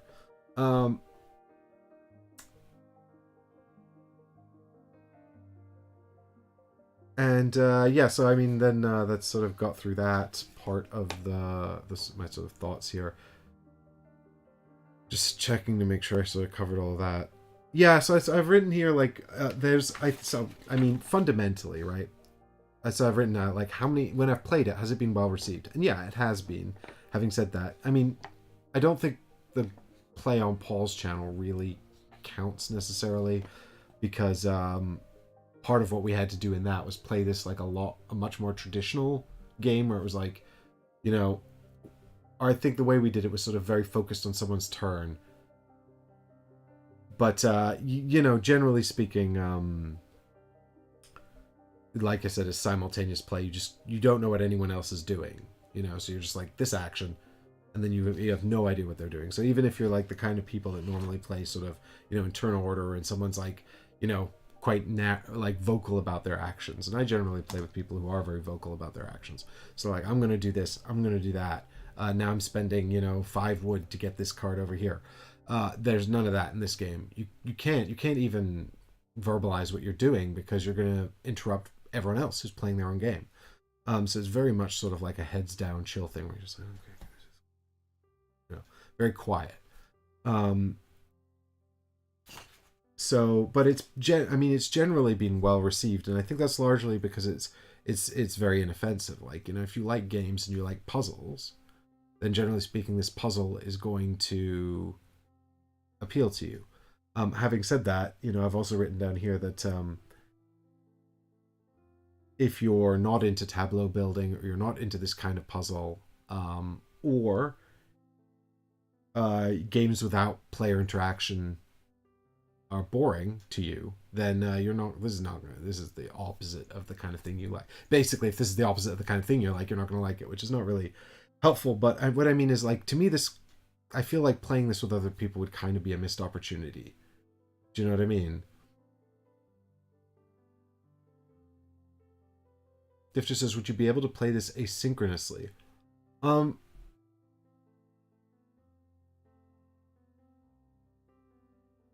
mean, I guess so. Provided you're not precious about the order in which people draw cards, then yeah, you could probably play this asynchronously. But I mean, the implementation on BGA is very stop-start, because it wants to stop every time someone could draw a card. Um,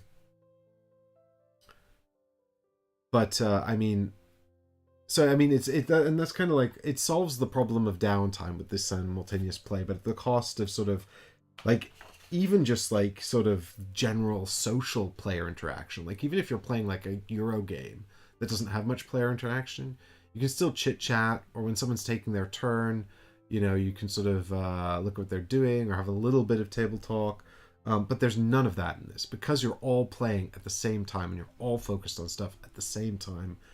It's like by dint of removing all the downtime, it's also removed like all player interaction at all, you know, and not just like game interaction, but also just general social interaction, to the point where you're just sitting in a circle playing, you know, parallel play. So yeah, I mean, I think like and so I think for me, like, you know, playing this at like and so that's why I was confused when BGG was like, this is best at 3. I'm like, it's the same at 3. It's the same at 5 and the same at 1. Like, it's the same. It's not best at 3. It's not best at any player count. It's the same at all player counts, which is kind of a remarkable achievement, but also to me certainly feels like a missed opportunity, you know? Like, obviously if I'm playing solo, that's fine. But if I'm playing with other people, I'm like almost never going to suggest this. Because it just feels like a missed opportunity to actually play with the person I'm with.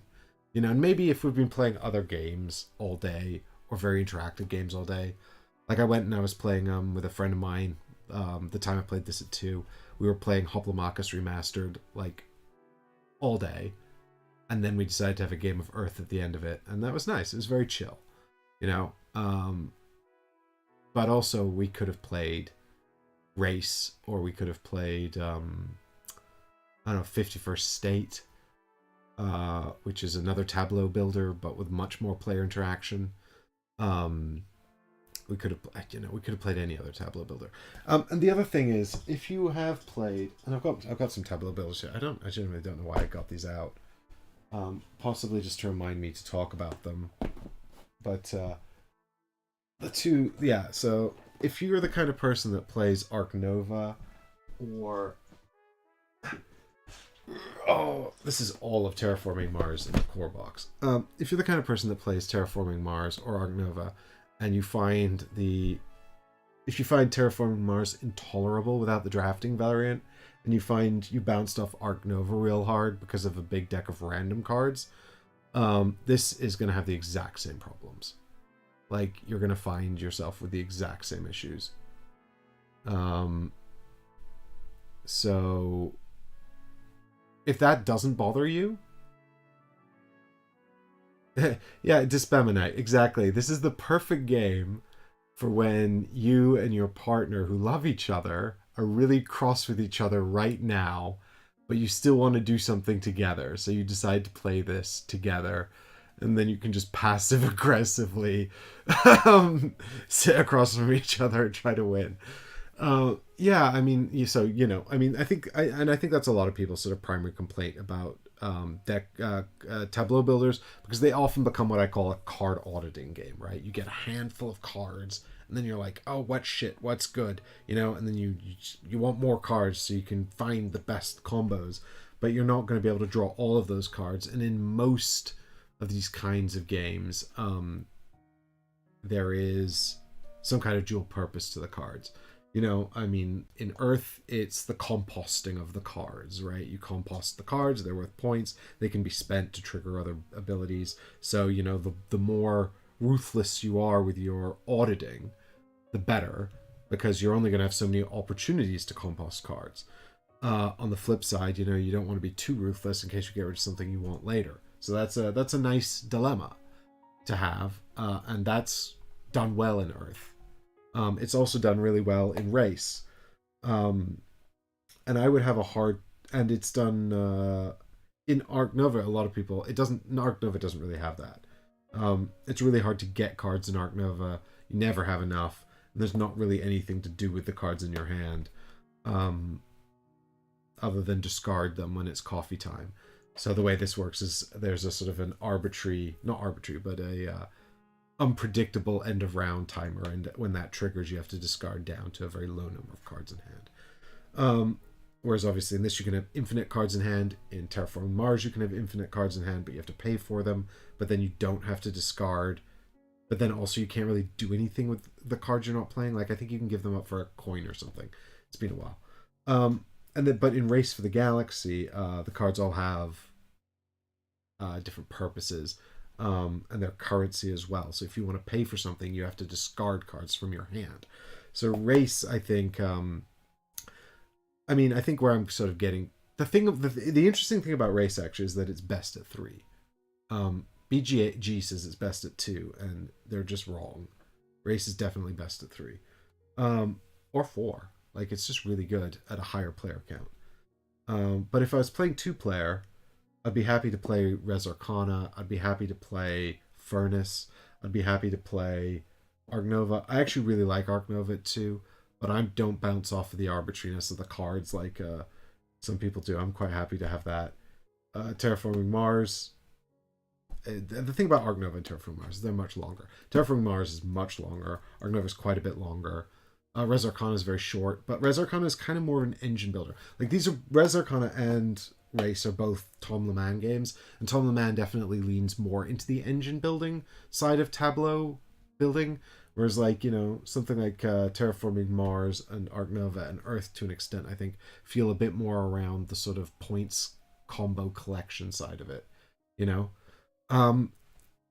So yeah, I mean, at the end of the day, I'm kind of hard pressed to recommend Earth, partly because it's the production's okay.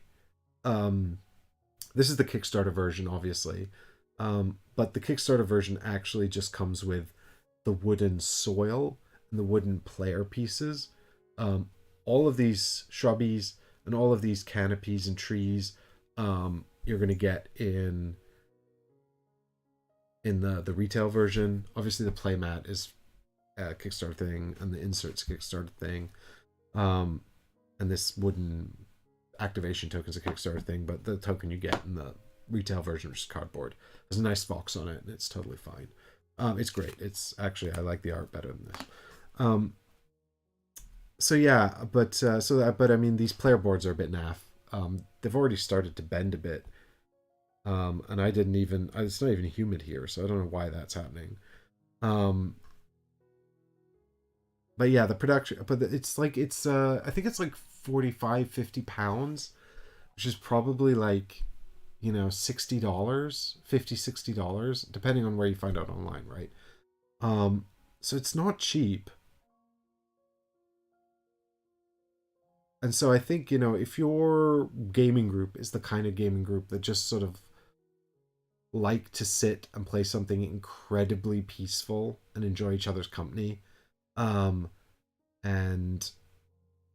you can do that in complete silence, then this might be the game for you. But otherwise, at less than that price, you can get so many good tableau builders. And I mean, Race is my favorite, but I think also it wants 3 players really. But I'm a big fan of Race. But also at 2, like, Arc Nova is more expensive, actually. I don't know how much more expensive it is, because I haven't looked it up recently. But I mean, I think I paid about £50 for Arc Nova, which isn't far off what Earth's currently going for. But I did buy it like 3 or 4 years ago when it came out, so.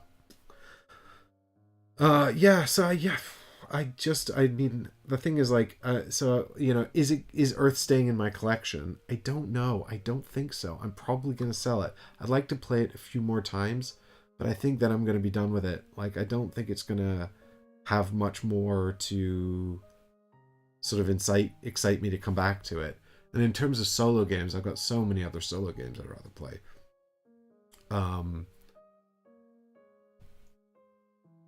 I guess the one thing is it's quite quick. It's definitely quicker than Race, although Race isn't that much longer, depending on how well you know the cards and the strategies, and how many of the expansions you include. The thing about Race, though, is it's quite expandable. Res Arcana is very short. Res Arcana can be a bit mean. But Res Arcana really is just. But then 51st State is so good. The Ultimate Edition of that just came out. And I've been playing that, and it's so good. So I don't know. Like, I just... I don't quite know where this sort of fits in to my Tableau Builder catalog, really.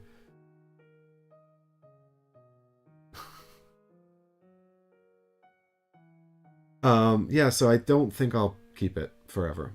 I think it's probably going to get played maybe once or twice more, and unless something revelatory happens, it'll probably go onto the sell pile. But it's a nice little game, and it's quite appealing in terms of its look, and you know, I think also, like, I generally prefer games that have a bit more.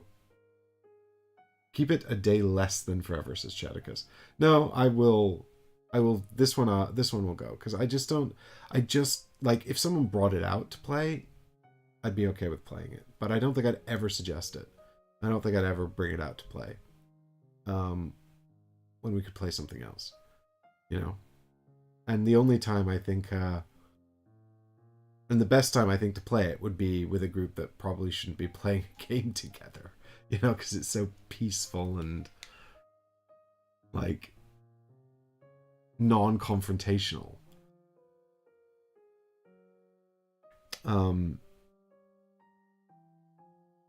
But, you know, otherwise it seems, you know, I mean, it's also very random. Like, if you're the kind of person that bounces off these, I said it before, bounces off these big long decks of cards because you're frustrated by the randomness, and that's mitigated in Terraforming Mars by the drafting variant. It's not mitigated at all in Arc Nova, and really frustrates people, some people. Res Arcana, I can't remember how Tom Lament does it in that. Race for the Galaxy is all about card draw and card production. The way Race does it is that the cards in your hand are also a currency. So you have to generate the currency by getting card draw into your hand, and then you have to spend it on something, or else you lose it. But I do think, in terms of like a sort of a more interactive Tableau Builder, Race is my #1 game. And in terms of you know, a less interactive Tableau Builder,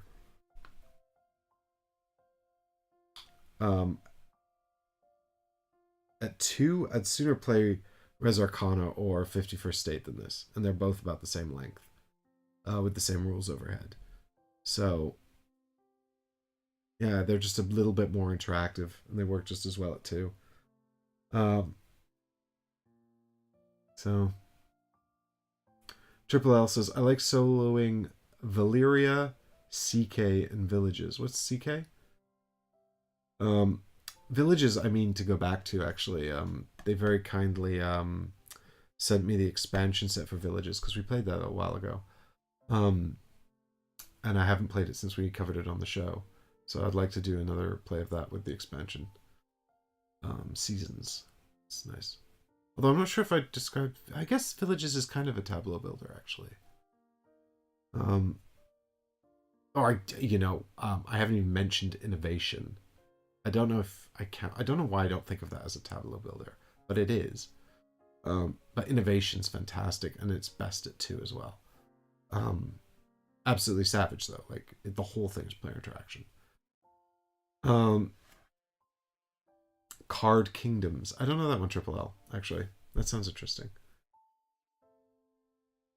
Diff just says, I know what I'm voting for next month. I don't know what you're talking about. What did I say? Anyway, I think that's going to wrap up the review of Earth. A nice little game, but it just doesn't have the cost of downtime is the actual enjoyment of social board gaming, I think. So, Villages. Did I put it out? I guess I didn't put Seasons on the list for some reason. Anyway, we'll call that a show. Thank you all so much for watching. Thanks very much to the viewers here who've joined me live on the stream and for their contributions. Triple L says, I love Innovation. Yes. And there's a new edition of it coming out as well. Diff just says, I hope Chris is okay with the rescheduling. Yeah, Chris had to work, unfortunately. Dispaminite says, ugh, Innovation, pass.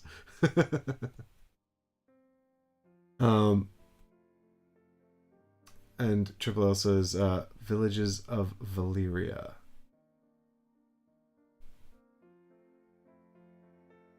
So Villages of Valyria rather than Villages the game.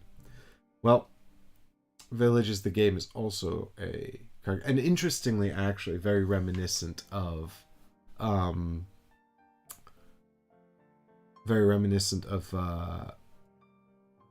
Glory, Glory to Rome. You know, the Carl Chuddock one that's wildly out of print, and you know that's also designed by, and Innovation is also designed by Carl Chuddock. So, anyway. That brings us full circle back to thanks to Game Topper, who gave us the table we played on today and the capacity to film on it. And thanks to all the patrons who've supported the show and continue to do so on Patreon. We just resolved a giveaway today, so if you are a Patreon and you haven't checked the Discord yet, go check that out, see the little video, find out who won. And we'll do another giveaway in the future. And if you'd like to join us on the Patreon Discord to discuss games and what we should be playing, and whether or not you think I'm dead wrong about Innovation or Earth or anything else, then you can always join the Discord, the Patreon Discord, for as little as $1, and you can get your name on the end of the show, just like these fine folks, if you can support a little further. But don't worry if you can't. Throwing down a like on the video, watching it, subscribing to the channel also helps out, and it's absolutely free. Thanks so much for watching, and I'll see you all on Thursday. Bye-bye.